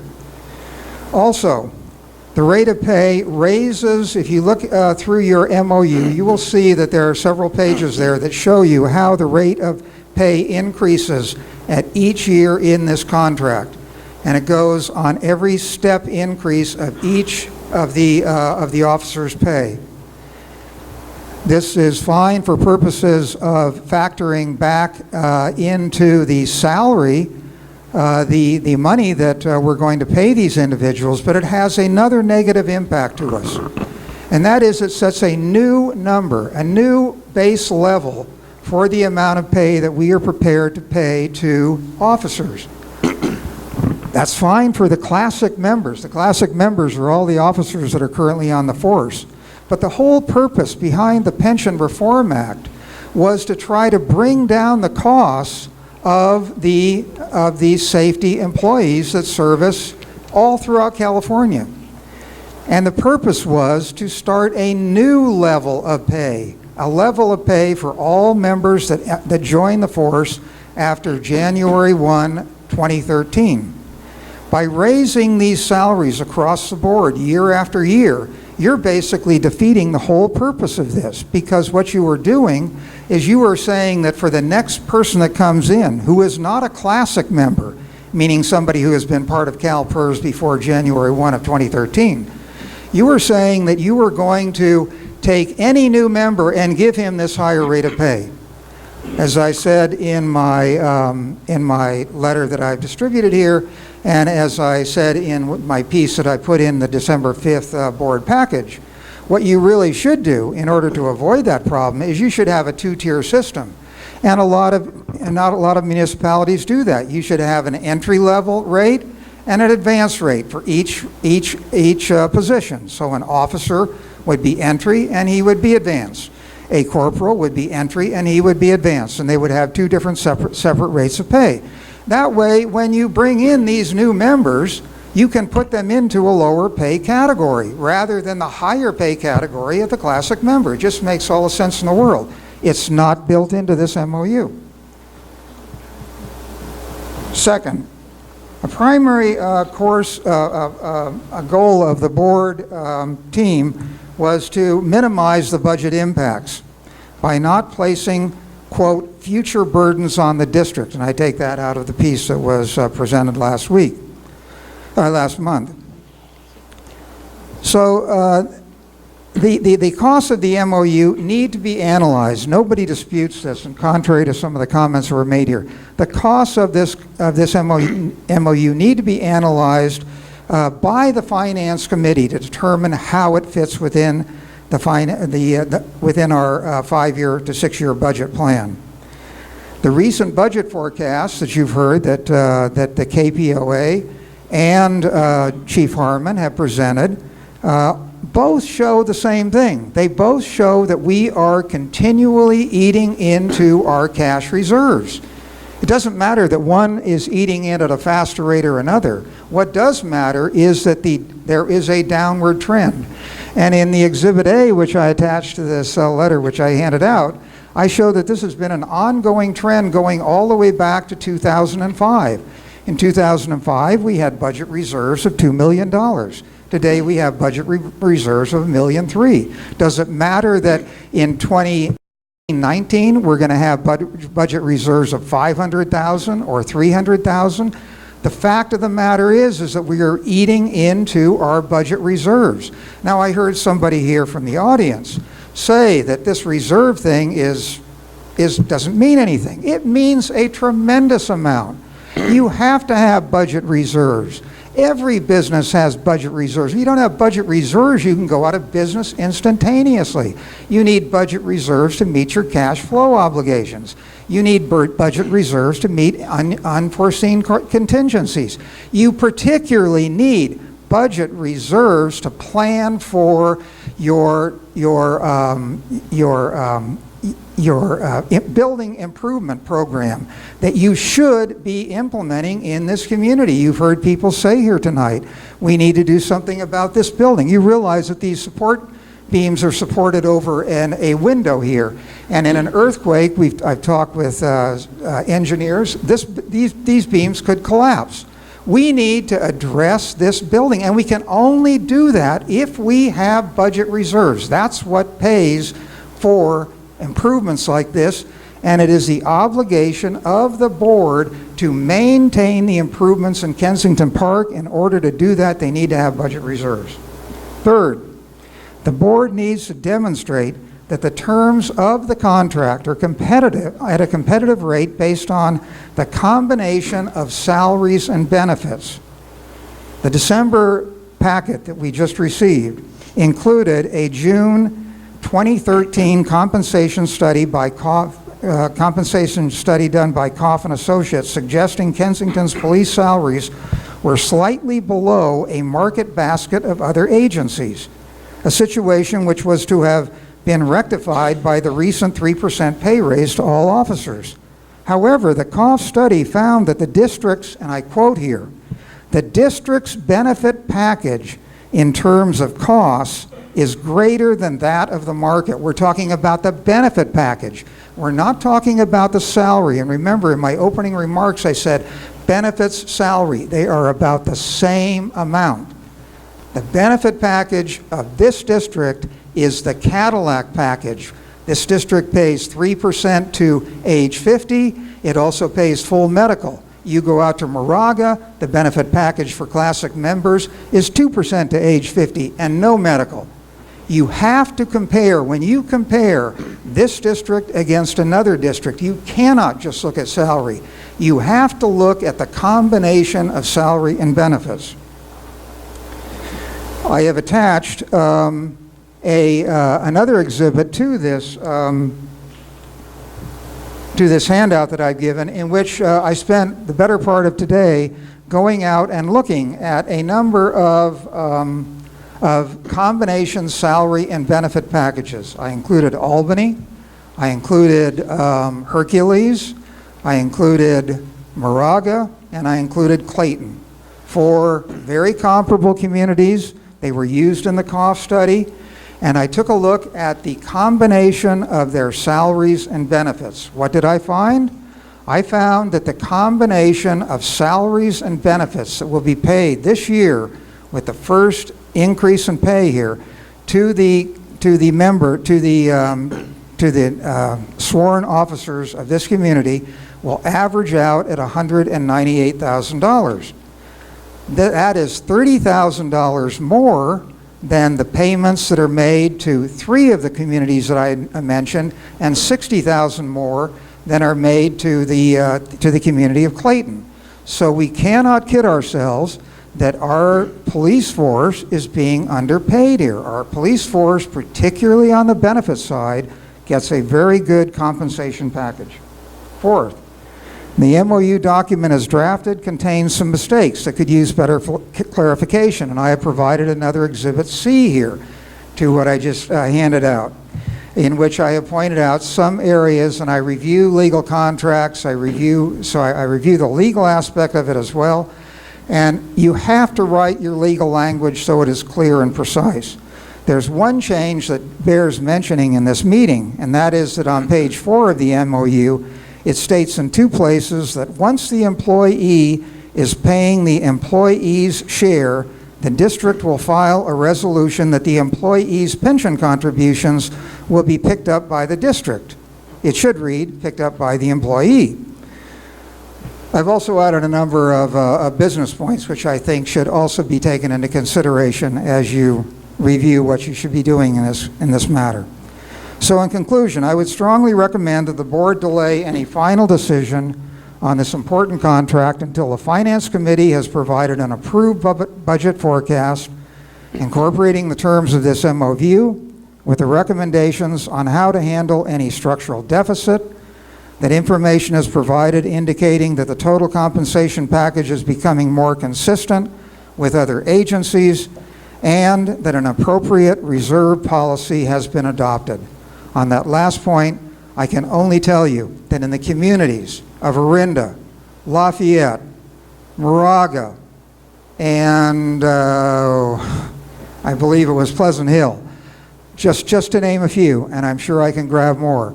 All of those communities have a reserve policy that is to be 50% of their annual capital expenditures. If we had a reserve policy of 50% on a $3 million budget, our reserve policy would require that we maintain $1,500,000 in reserve to meet the contingencies that I've been talking about. As we just discussed, we are already below that $1.5 million and heading south. So I appreciate your time, and I also do want to add that I do appreciate the effort of all the board members, the police department, and everybody else here tonight. Thank you very much. Thank you. Actually, Celia, I'm going to grab the table back again here. Mr. Watt, I really appreciate your comments, but I still think you're missing the point here. The numbers I prepared for this, I fully recognize we did not have a current cough report. I gave the last cough report to show you what we looked like in 2013. It's a simple matter to have a new report prepared that shows where we are now and where this contract will put us. It's a $5,000 charge. We didn't want to spend that money, so we didn't spend the money. The table I gave you folks only showed the salary with the clear caveat that that's all I could do in the time allotted. There was much more to be revealed, and that's what the cough report does. We got the cough report twice because you wanted clear, consistent statements of salary versus total compensation. We've always used total compensation as our bargaining point. So to say I missed the mark by saying dollars only mistakenly reads exactly what I said in my memo, which is this is just salary because it's all we have time to do in the limited time. We fully understand the need is for a comprehensive salary survey. If there's any question in anybody's mind, We can pay the $5,000 or whatever it is now to get one done by a professional. COF does this for a living. I'm happy to engage them to review both our current salary and where this puts us. I have no problem doing that. The simple fact, too, is if we don't do something about the lack of income we have coming into this town, it doesn't matter if we have a police force because we'll never be able to afford it. The pension costs are simply runaway costs. PERS unilaterally imposes upon us every time their stock portfolio fails. Now, we have no control over what PERS tell us to contribute. It is a wildly fluctuating number. It's changed over the last 25 years from nothing in some years to 35 to 45 to 50% more than we can afford. We're sitting ducks for whatever PERS screws up and asks us to pony up as their mistakes. That is a huge structural problem with running any police force. We cannot change that, except not to have a police force. And that's a business decision for this community to make as a whole. They're free to decide that if they want. I'm not trying by any stretch to minimize the budget cost of these officers to this community. It's expensive.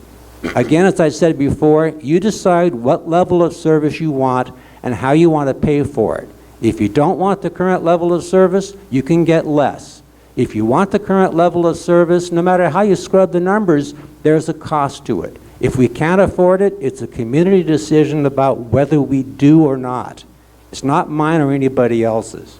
So there's a lot of stuff, a lot of moving parts here. Clearly you wrote your memo before we had this discussion tonight about postponing the decision. I think it unfairly pillories this board for good faith efforts to negotiate a police contract. One last thing here is, in looking over the COF report, none of the cities we saw had a two-tiered police system. They have tiers based on levels of service, longevity, and whether or not you have certain post certificates. That's what creates the gap. But we did not see a two-tiered system in any of the 12 cities we relied upon in 2013 or in 2010. So we do our best. It's not perfect. I'm sorry we lack the visual acuity you bring to this, but we are doing exactly what we're trying to do. One last thing. If you do not give some measure of pay increase to cover these costs of pensions, in 4 years, you're going to have to give a 12% pay cut. No officer is going to stick around for the chance to give up 12% of salary. I wouldn't if I were a police officer. I wouldn't if I was a lawyer doing that. To know that I'm working for the next 4 years and to walk away with a 12% pay cut, that's what this community seems to want, and I think that's an unfair burden to put on the back of our police officers. Can I make one comment? Sure. Please do. So, Jim, thank you very much for your comments. And I have to tell you, it is confirming, because we spent from June until November, when we presented this contract, talking about many of the issues that you raised. We didn't just go in and come up with a contract on day 2. We spent hours of negotiation with the police officers talking about many of the same issues that you brought up. So it's confirming, especially since you do this for a living, to know that you thought of the same things that we did. Collective bargaining is a process of negotiation. So there were some things we wanted that we didn't get. There were some things the police wanted that they didn't get. And so I just want you to know, we didn't go in. It's some of your stuff is insightful and helpful, but a lot of it is stuff that we did discuss. Now, you know, people can disagree that they don't think we came to the right resolution or that we made the right decision in the negotiation process, but it's not like we missed a lot of these issues. Some things I thought you raised were new and interesting, but a lot of it is stuff that we already considered, and unfortunately we're either not able to negotiate or negotiate in a way that we thought was best for the community. Just want to make sure. Celia, did you still want to comment? You've been very patient, so please step up.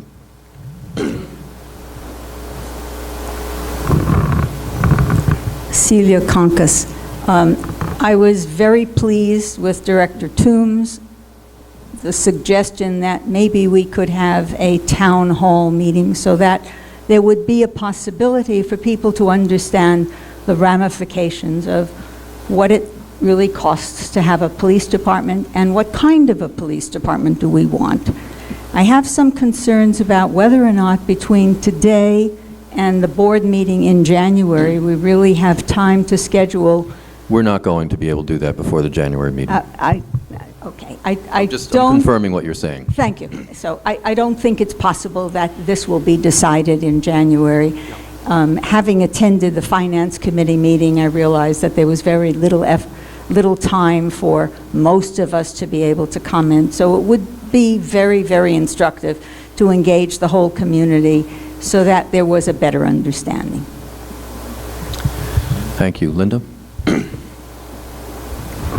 Hi, Linda Lipscomb. I just will be brief here. Mr. Watt, I didn't say that it's not important to have reserves. To the contrary, your point is well taken. It's very important to have reserves. It's important to count the reserves you do have. My comment was directed to not counting the 10% in the calculation that KPOA, the 10% legally required, legally mandated reserves in the calculation that KPOA did, and further, not counting the franchise fees that are set aside and used for the administration of the garbage contract, and to simply not count those.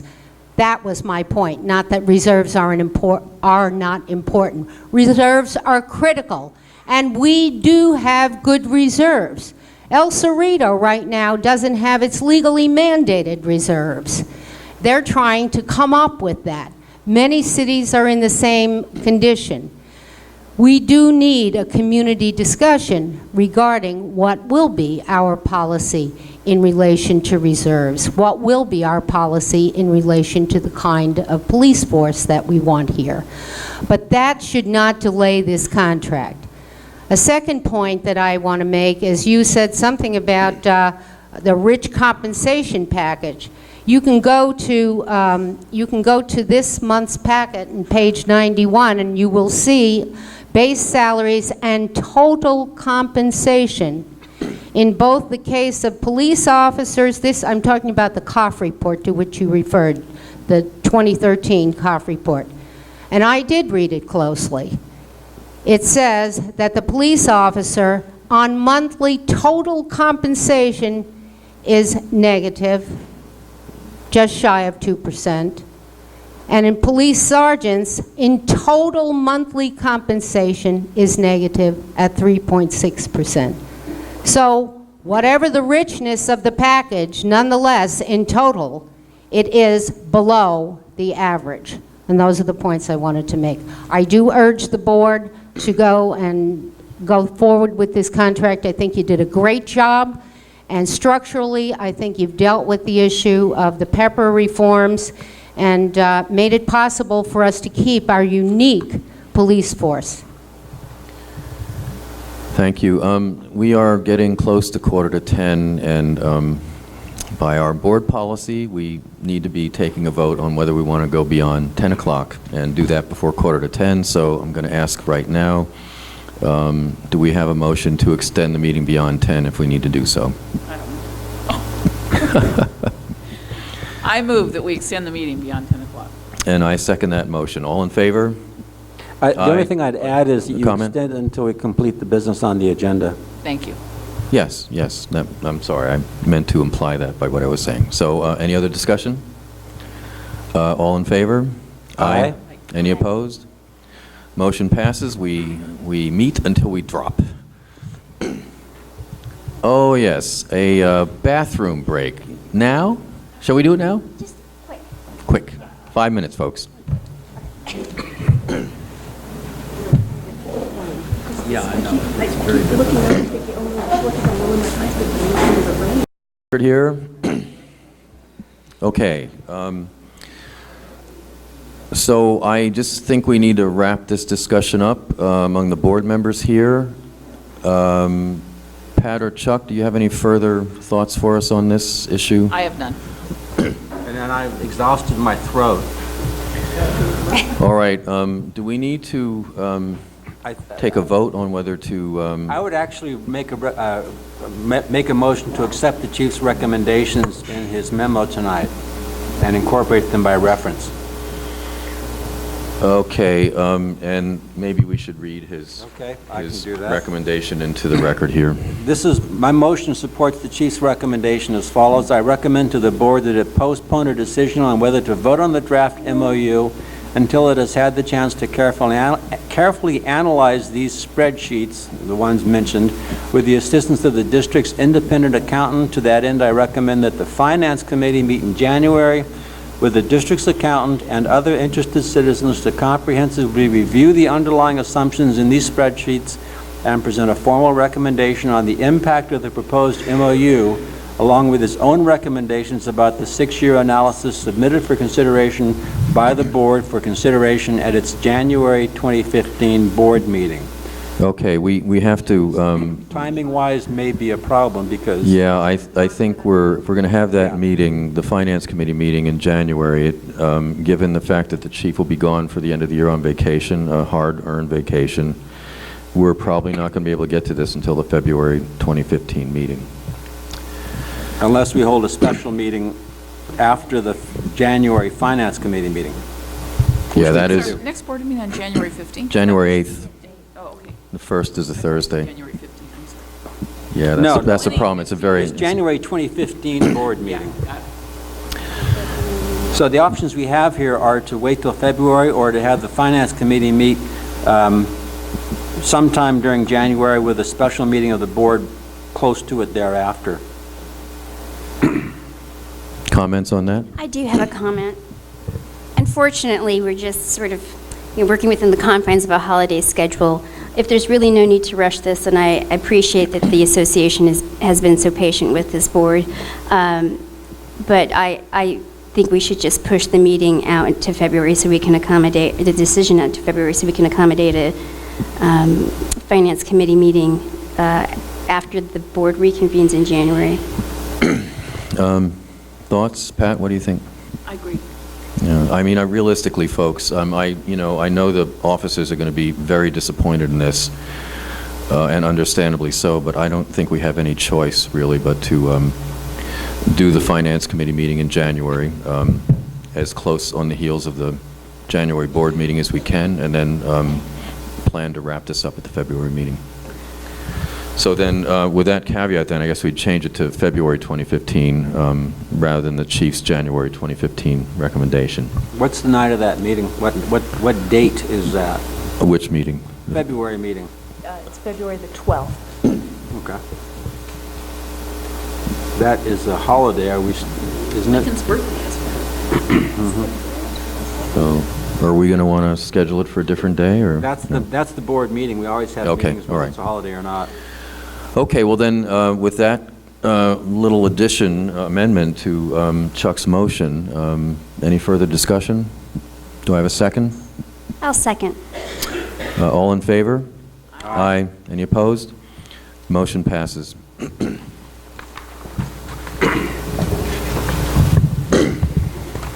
Wait, there's more. You can't leave. No, we have to stay. You have to stay. It's freezing enough. Oh, submit the receipt to the district. They'll pay it. Thanks for coming, and thanks for your work. All right, geez, we only had 2 items tonight. Look how long it's taken anyway. Item 2.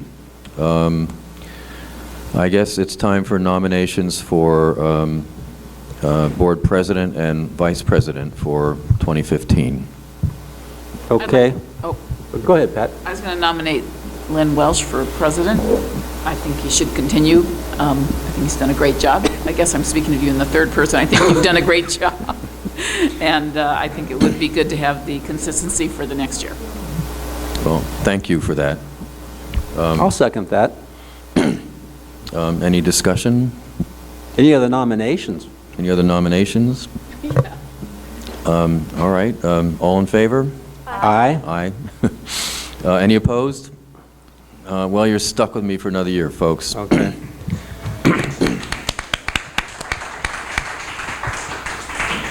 Yes, from the audience. Simon, go ahead. We still have a vice president to nominate, right? Yeah, I'm just gonna, we're being very comment friendly tonight, so go ahead, Simon. Hi, I'm Simon Brofman, and I want to congratulate all the new members of the board. Really appreciate how hard you work to get on the board and how much harder you're going to have to work to stay on the board. So, and I'm curious why you're not wearing the same dresses. Anyway, I'm just wondering now that the decision on the MOU has been pushed back to February, if we could arrange to have a town hall meeting to address some of the issues that Chuck has raised. I think that would be a good opportunity to have some additional feedback for this board. Thank you very much. Yeah, that's a good point. Why don't we do this second nomination? We can come back to that issue just briefly. Do we have a nomination for vice president of the board? I'll nominate Pat Gillette. I'm going to second that motion. Any discussion? Any other nominations? All right. All in favor? Aye. Aye. Any opposed? The motion passes. Congratulations, and I'm going to need your help. Did anything ever happen to you? Okay, Simon did raise a good point. We sort of danced over the town hall meeting. That was kind of strongly suggested, and I think it's a good one. We need to really do our best to get two things done: as much explanation as we can to the community about what we're doing and why we're doing it, and secondly, some sense of how the community feels overall. And we have some important issues here. What level of service do we want to see maintained, as Chuck was saying? You know, what is our analysis of the budgetary situation, and an explanation of why we have chosen the strategy we chose for this proposed MOU, or for however it might change. So if we do a town hall, I think it should follow the Finance Committee meeting, which means we should have that Finance Committee meeting pretty darn quickly after the board meeting on the 8th, and set the town hall for maybe 2 weeks after that, week and a half, something like that. So I don't know if we have to vote on that. We could just have a general sense. I have a comment on that, sure. I guess. So I fully support the idea of getting more public input. My fear is that this thing has to be structured properly so it's productive, number one. It's, I guess, informative, number one, and productive, number two. And that requires some homework. I mean, I think it can't just be, let's talk about the police contract, or let's talk about the police. So I'm just curious as to what the discussion is. What is it we're trying to get a feel for from the community? It's not voting on the contract, I don't think. Should we have this contract? I think, do we want to maintain the level of service that we have? I mean, what is it that we want the input on? That's where I'm having the trouble. The Finance Committee makes sense to me. People come who are interested in discussing the financial implications. The town hall meeting, I'm just not sure what that is. Here's what my thinking was, since it was my dumb idea, or my great idea, rather. The notion is the Finance Committee is going to tell us what the budget looks like.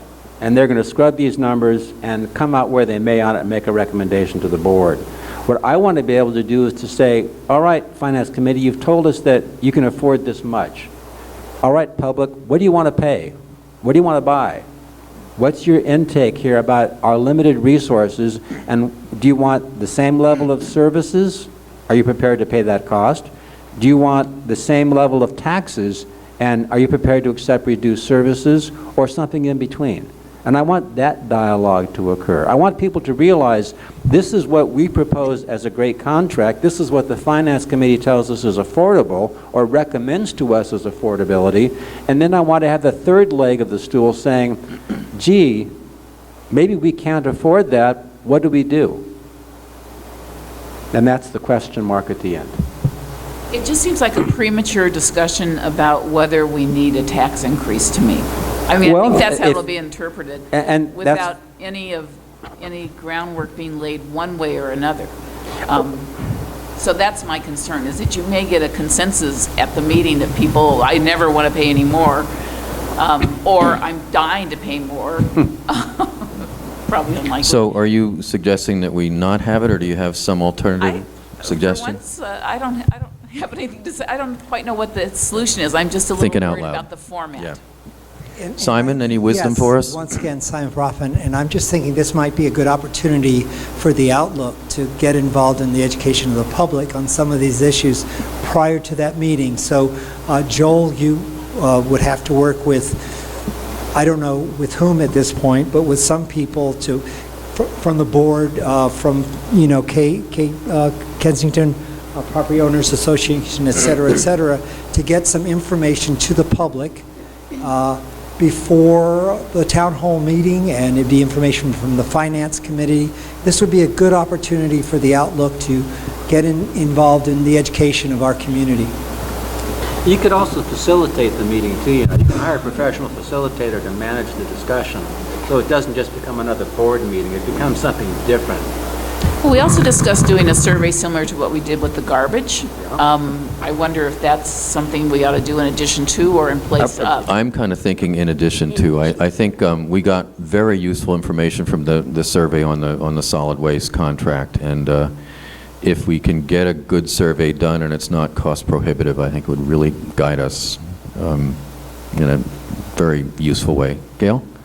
I was just going to add in, I don't think that the purpose of the town hall is necessarily to get a referendum on the MOU one way or the other. I agree. I think it's more along, Chuck, what you were saying about understanding what the options are for the future. Mm-hmm. Because you may end up, I see where this might end up, and it's not that people don't want to pay the officers the salaries, really, and what KPOA's point has been is just how do we fund it, and I think, our information has only gotten out to a small sector of the community.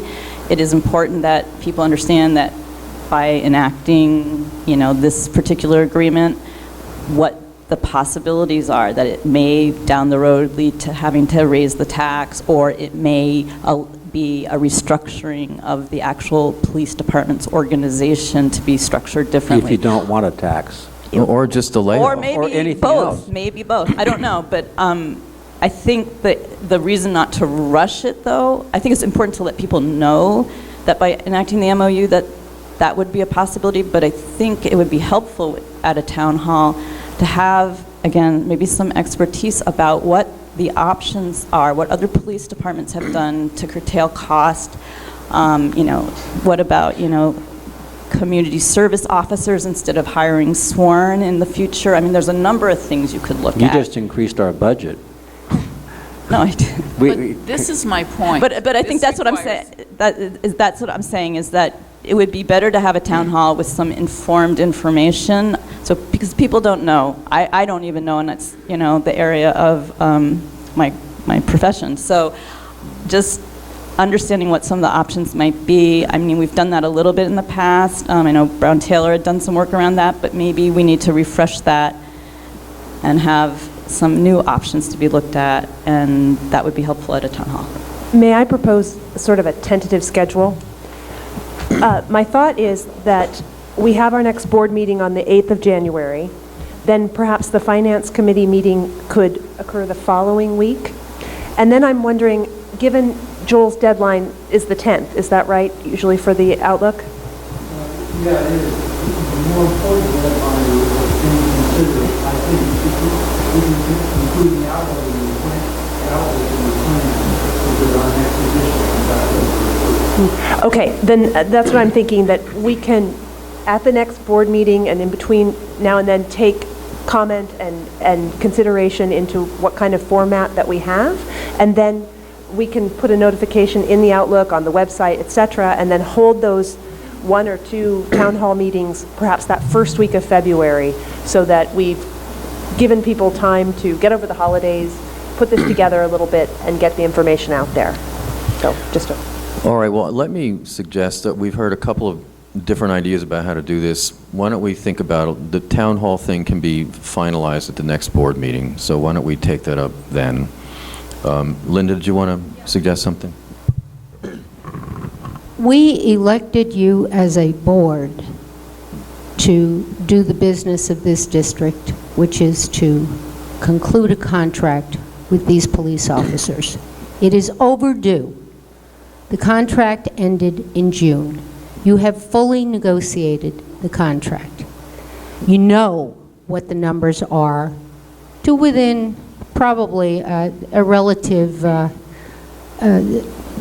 let me not characterize it as inconsequential. There are different interpretations of what you should be counting and what you shouldn't be counting as reserves, but you know what the numbers are, you know what it's going to cost.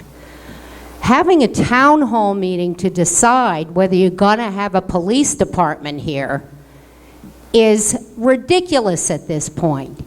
You need to just finalize the numbers, the finances of it, and put your contract through. Or reject the contract. Go back to the Police Officers Association and say, as a board, we don't want to do that. We want to open negotiations again. This is not the discussion. The discussion may happen in this community in the middle of your contract where you say, hey, is this something that we want to do in the future? You know you will have reserves. You may not have the level of reserves you like right now, and you might discuss that. But this has gone way off the boards here. And it's, you know, whatever popular pressure people are bringing to bear of they are going to have input into whether or not the cops get this or that, that's not their business. They can tell you what they like and they can vote you out the next time. But right now, your business is to conclude the contract. This is just my view. Your business is to conclude the contract that the people elected you to negotiate and put forward. That's my opinion. That is absolutely right. It is our business, and I do want to say one thing. The fact that we are elected to represent the public does mean something. At a certain point, you have to put your trust in the board as a body to make the governmental decision for you. That's the system of government that you bought into when you voted. What I view as being accomplished by this process is we have a tremendous amount of interest on the part of the community in this. We've gotten some, I think, very valuable homework done on some of these issues that have helped us to, I think, home in on some of these fiscal issues a little better. So you know, it is going to be our decision. It may not even be popular, but I think given the level of interest we've seen, a sincere interest and interest backed up by homework, we do owe it to the community to see this discussion through. I do think we have to get this done in the February meeting. So I have a comment, because I think Linda's comment is about timing, and it's the timing that is wrong-headed here, I think, because it looks like we're soliciting community input on whether to vote on this contract, when in fact, that's not. And I fear that the meeting will degenerate into, do we want to have a police department or not have a police department? Do we want to pay 3.75 for the first year or 3.25 for the first year? I just don't see the utility. I believe that there's some value to getting community input, and I think the input we've had tonight has been wonderful. I personally would do a finance committee meeting, have it incredibly well publicized, have it in that context, and then I think a later discussion about the bigger issue may be warranted, but not in the context of whether we're going to vote on this contract or not. There's something about the timing, and it didn't strike me until your comment, Linda, that seems off and wrong-headed to me.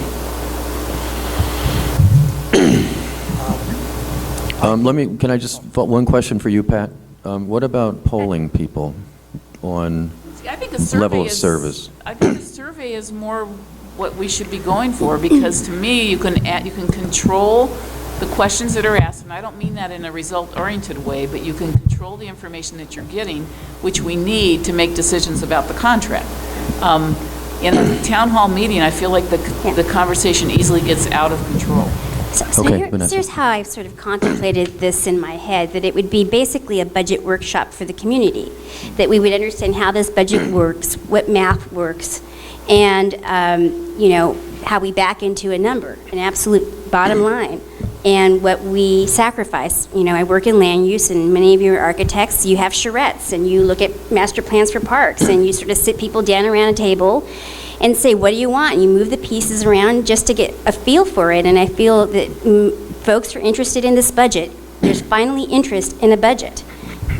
wow. I mean, to not capitalize on that energy would be a disservice to everyone involved. And I don't think, you know, I want to know more, and I want to know what the threshold is in terms of what this community is willing to sacrifice and what they're willing to pay down the line. I don't want to kick the can down the road without knowing, you know, what the sentiment is. And that's all it is. I mean, I think, I don't like the word town hall, frankly, that phrase, but I think of it as roll up your sleeves and let's see what we can accomplish, you know, with all these perspectives. We may not be able to accomplish anything, but my sense is we have more common ground than we actually think we do. Well, I just want to explore a little bit more. I mean, what Pat was sort of saying is, why not view the Finance Committee as the town hall, and why not heavily publicize it and leave room within that meeting to get input from the public? One of the limitations to that is that item 2 on this agenda tonight is appointing new members to the Finance Committee. No, that's for January. Is that for January? Yeah. Isn't that? No, it's not on the agenda I for see tonight. that then. Their terms expire when? The Good, current appointments, Finance the appointments are made by the newly elected board president in January. That's the way it's been done historically. And it will be done in the next meeting. Yeah, January 8th. So we'll know the new Finance Committee before we have the Finance Committee meeting. And they'll convene at the first meeting in January? Is that? I'm sorry, what? If the Finance Committee meets in January. After the board. Right. So yes, the newly appointed people will go to that meeting, as well as anybody else. And we're going to invite everybody to that meeting so that they can ask what questions they have and they can, you know, find out what we're talking I about. thought Director Toombs made a very thoughtful proposal that included, you know, additional time for the public to comment outside of a Finance Committee meeting. I think we should really honor that. We had consensus on it, and we can, you know, I certainly don't want it to become a, you know, I don't want to split hairs on terms of the contract, because that work is done and, you know, we're bound to certain elements in this contract. But just have a community meeting and let's just move on. What is going to happen at the community meeting? That's what I don't understand. What are the questions going to be asked? What are we going to talk about? What do we expect to get from it? This is my concern here. I think you're going to come up with a Finance Committee in January after our board meeting that says Greg's numbers are right, and we're looking at a $600,000 decline in our revenue and our reserves from now until 2020. Now the question is, we can finance that short term. Long term, what does the public want to do? They're looking at a reserve that's declining. Even in Greg's more optimistic position, we're still losing about $600,000 in reserves, not just because of the police contract, but because of other expenses we are going to incur. Now, my question is, we have these conflicting demands for the public resources. How does the public think they would like to see us spend it? I'm not suggesting the contract be up for discussion, because it's not. It's a closed, as far as I know, we have negotiated it to a fine point. I don't know that there's much more we can put into it unless the board votes to do that.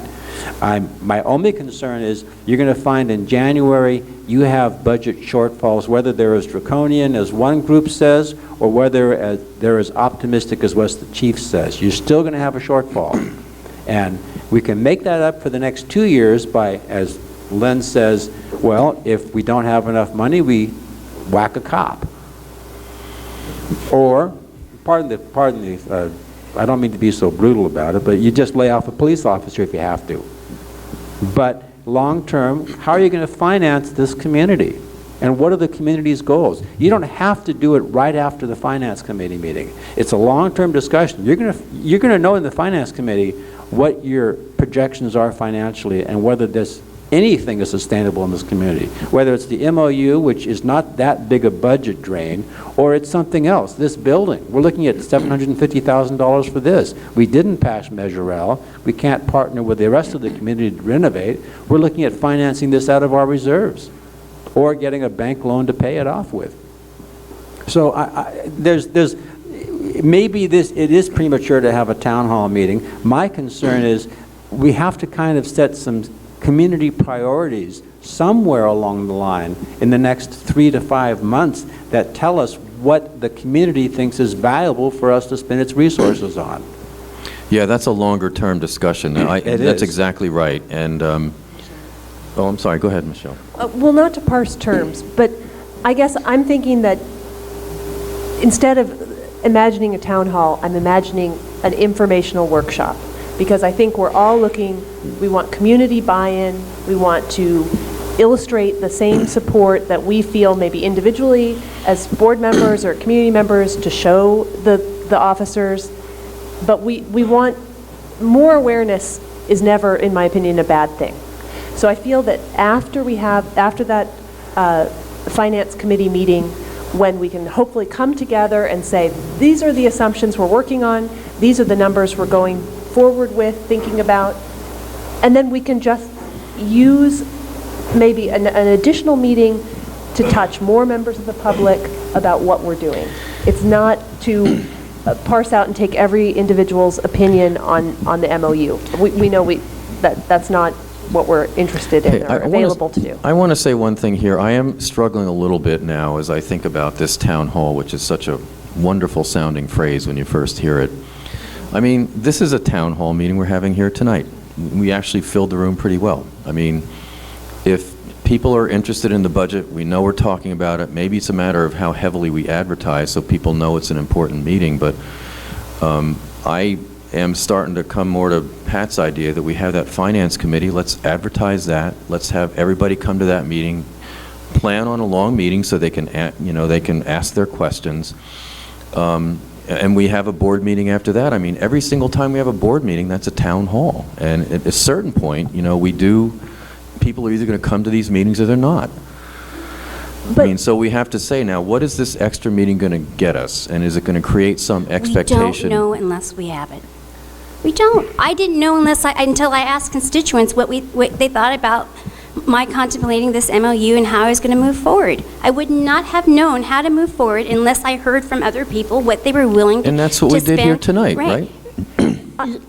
Rochelle? I agree. I just think that perhaps we can look at another time, another day. It just gives us another touchstone that it's a weeknight. People have certain obligations on Thursdays. It can be difficult if we can offer, or if several of us can offer a sounding board, or pass out some information, and that there's some timing issues with the holidays that will allow the Outlook to convey some information more broadly. I think that just is helpful for us. Have a finance committee meeting on Saturday. Right. Yeah, we're not stuck with Thursdays for that. Start at 10 in the morning, and we'll get volunteers to bring coffee. Sandwiches, dinner. The KPOA is going to pay for the coffee, right? When I listen to this discussion, what I hear are two separate things. One is we're pretty much set that we are going to go forward with some form of the MOU as it is now. Maybe there'll be some changes in that to diminish some of the quote-unquote deficit. But that the bigger issue that we're concerned about is one that has to do with what we want the budget to look like going forward, what the appetite for the community is for these kinds of issues. And to me, that needs to be an extremely well-planned meeting with proper direction from the top, with planning that I just don't think we're going to have. So I think it turns into a free-for-all if we do it on the heels of, and in the heat of the discussion about the MOU. I just think the two are not connected. They're two separate questions. And Chuck, I think you pointed this out. They are really two separate issues. Mm-hmm. And so I would be in favor of having that larger meeting. I think we need to as a community. It's been a while since we've talked about this, and we're in a different place. And if the community were to decide we don't want to have our own police force, we get rid of the police force, right? I mean, or we want to have a budget.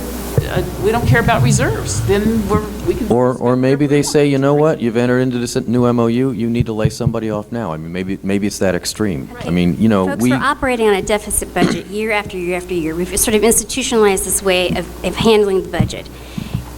I've gone on the record with constituents and with you all that I have no interest in, looking at the terms. Yes, the MOU needs spit and polish. It is what it is.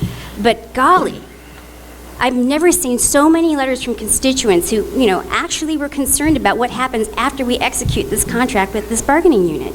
And if they're interested and engaged, continue the dialogue, and we won't get it done in one meeting, but at least we initiate the conversation, and we may have enough for each of us to sort of contemplate or deliberate what we're going to do about the vote. And then we continue the conversation 6 months from now if we have to. We can't get it all done in one. I agree. It's a big issue. But golly, it doesn't have to be the end all be all. Just, let people have a voice. Well, I want to make clear, I'm not trying to cut off people's voices. I think what we've negotiated, and I think there's pretty much consensus on the board here, is a contract that's as close as we can get to the level of service we have now, paying our officers competitively. Maybe there's a disagreement about whether we've paid too much or not. But we're pretty much, that's what you need if you want this level of service. So the town hall, is it going to affect that decision? Are we going to vote at a town hall as to whether we're going to have that level of service? No, we're not. I mean, that to me would be, at least I would not vote for that. I don't think that's the forum to do it. I don't think people are informed enough to do it at this point in time.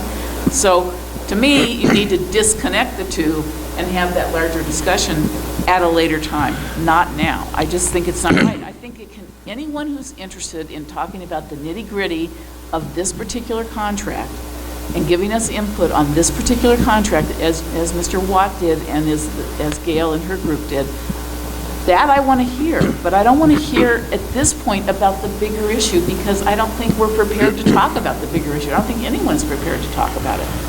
But we do need to go into that bigger issue, and I think that's a longer-term process. We need to decide, because I'm going to tell you, no matter what MOU we were to come up with these police, we would still be in the trajectory that Mr. Watt so deftly pointed out. It's been a long-term, steady decrease in our reserves, and we're going to be in that trajectory no matter what kind of a deal we strike with the police.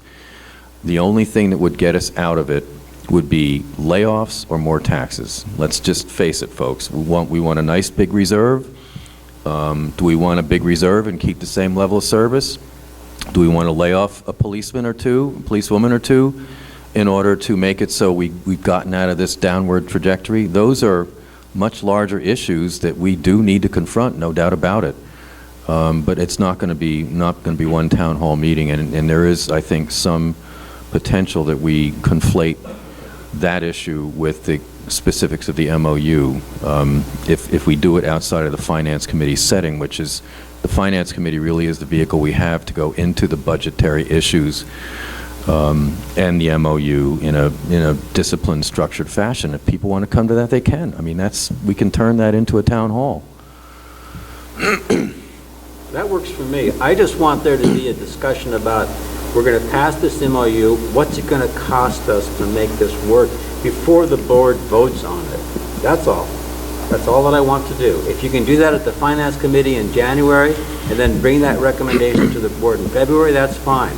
Long term, you still need to have a community discussion about what the community expects with its revenues it collects. You don't have to do that to pass the MOU. I wouldn't do it to pass the MOU. They're disconnected. The long-term issue is, what does this community want to see done with this money? That's a long-term discussion. It's not going to affect what we do with this MOU. Well, okay, I don't think we're prepared to take any action on a town hall at this meeting. If somebody wants to bring it up at the next one, they can, but I think for the time being, let's plan on having as robust and well-advertised a discussion as we can for the Finance Committee in January. Can we at least tentatively set a January schedule for the Finance Committee meeting? Sure. So our meeting is the 8th. Our public meeting of the board is the 8th of January. Somebody was suggesting we do it like within a week or so of that. Is it possible to do it on Rochelle. Oh, thank you for that. The 10th, I would like to avoid another Thursday night if I could. That's Saturday, difficult for there's a me. rental on the 10th at 3 o'clock, so we can't use it on Saturday the 10th. Saturday the 17th, Chief? We're looking at the schedule right now. That's why I'm The only reason Holiday it's weekend, a holiday the 17th? weekend, yeah. It's Martin Luther King Day weekend, the damn 17th. holidays. That's why some folks, Oh, yeah, maybe. I didn't know that.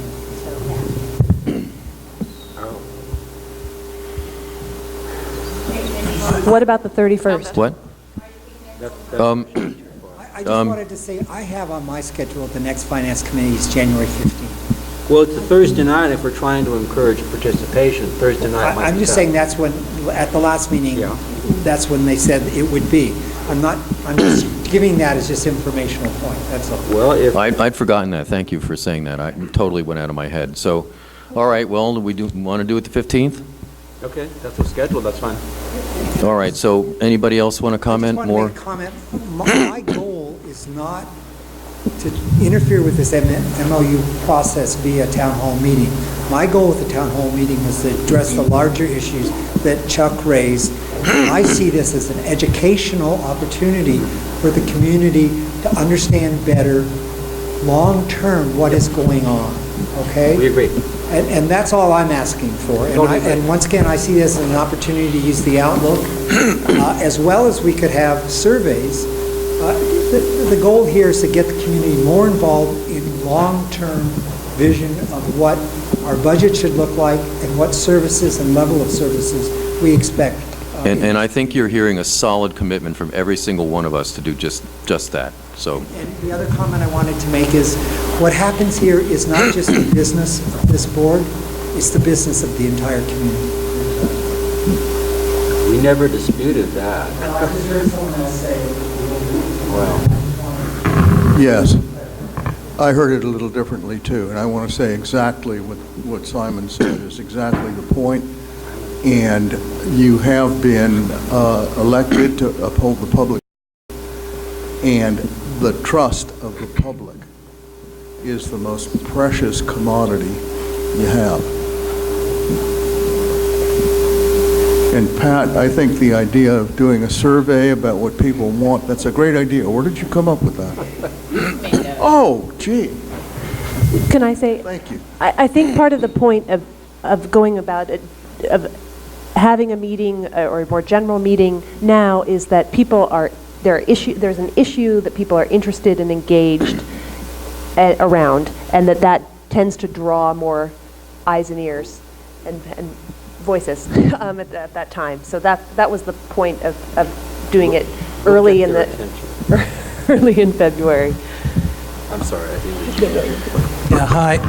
I got 2 points to make here, and one is what seems to me that's gotten lost in this evening's discussion entirely is the fact that we have 2 boards in this town, one fire and one police board, and I've been going to fire board meetings for a couple of years. I have yet to hear a lot of moaning and wailing that they are underfunded, the fire board. We've heard on any number of occasions that because of historical reasons, there's a very inequitable split between how revenues are distributed between the fire board and the police board. This is an ongoing structural issue that needs some public discussion.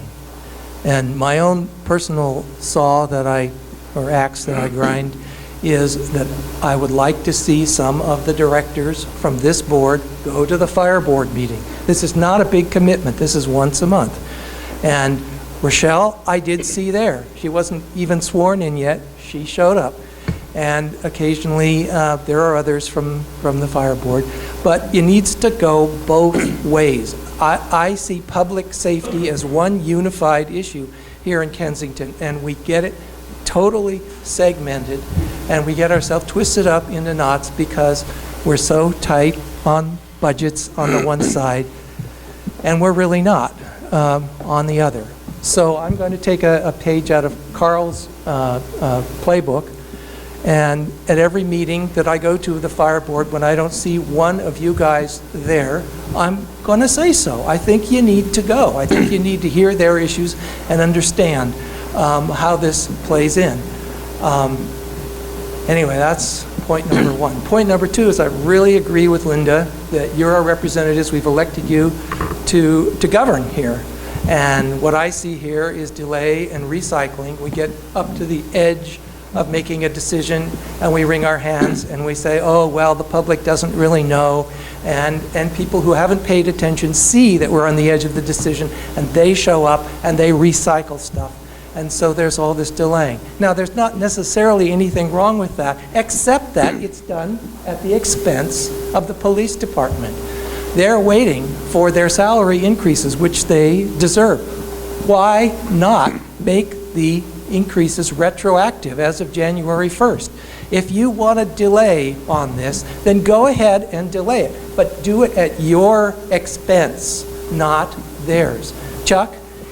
I didn't say I know you didn't. I'm I was sorry. addressing you specifically. I was trying to dodge the falling water. Could this be done? Could you just decide right now, fine, we'll have town hall meetings, we'll have further finance meetings, we'll delay this into February, March, or whatever, but whatever is finally decided, that the police officers will get their pay as of January 1st. That's a negotiation between us and the... Is this totally We can't unreasonable? decide that now, Anthony, but we certainly could. That's on the table, Would you okay? take that seriously? Yes, of course. Because I'm looking at it from their point of view, and I would be heartsick at the results of this evening's discussions. Linda Lipscomb, Highland Boulevard, Kensington. I want to echo what Anthony just said. One of the underlying assumptions in the negotiation was the abandonment of retroactivity, with a view that this thing was going to get done before now. Well, it didn't, and now there's going to be further delay. And it is recycle, retread. This is not, people don't get elected to a board so that they can take a public referendum on a contract that they've worked hard to negotiate with specific terms. And I'd like to also point out that this contract is over in 2018. And while it is terribly useful to have 6-year projections, those 6-year projections do not directly pertain to this contract. Only the first 3 do, and time is winding down on that. So I think if you're going to have a public process to talk about what kind of budget you're going to have and how much whether you're going to have the police department and what it's going to look like, it's perfectly acceptable for that to occur after you finish this MOU, and it's totally unfair not to get this MOU done.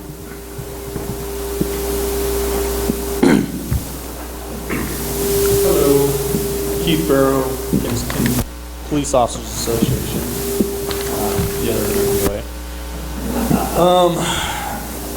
I'm really sorry. I'm flabbergasted with this whole thing. This has been going on for a long time. I've sat in a lot of negotiations to get here. It's been going on.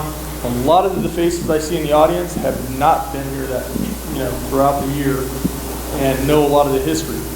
We've been dealing with this for a long time. We've actually been negotiating this for approximately 2 years.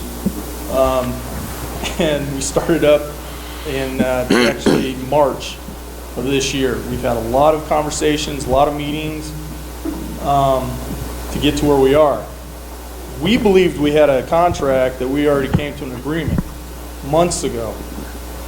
And it was put forth that everybody would have about 45 days to review the material when it was originally put out there.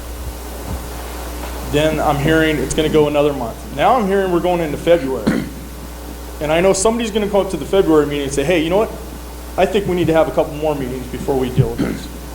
I'm just wondering who is negotiating this contract and how long it's going to take. Because I have to answer to, I'm the president of our board. And I put this contract out there telling my guys month after month, we've already got it done. Next meeting they'll have it done. We keep doing this.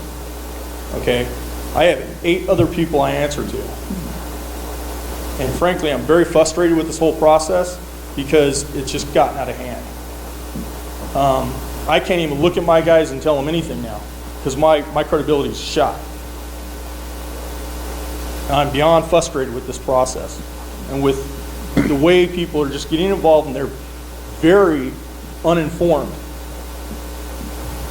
The numbers that you're throwing around, Other agencies we're being paid more than everybody else, and all these other agencies, we're going to be paid more than Albany and all these guys. No, they're all getting these raises. They're all getting 16 to 17% right now over 3 years to pay for these. We're going over 4 years to help out the money situation. We're doing it over a longer term. We're still getting paid less than everybody else. I just wish that the people would come up here and present their so-called facts, would actually have facts. I'm tired of the miscommunication, misinformation that's being put out here. And I'm sorry I'm talking all over the place because I'm really frustrated. I'm sorry. There's no need to apologize at all, Sergeant Barrow. You have a right to your opinion, and you're here as the president of the KPOA, and we fully respect that. Thank you very much for your opinion. I value it. Same here. Yes, and we will, have to consider stuff like retroactivity. I mean, I think, what we need to have here is a contract that is seen as fair by us and by the police. If it does not come out as a fair contract, we're going to have a big problem. And the process needs to seem fair as well. It's quite understandable. There's frustration with the length of time this negotiation has taken. But I also think we need to finish this dialogue.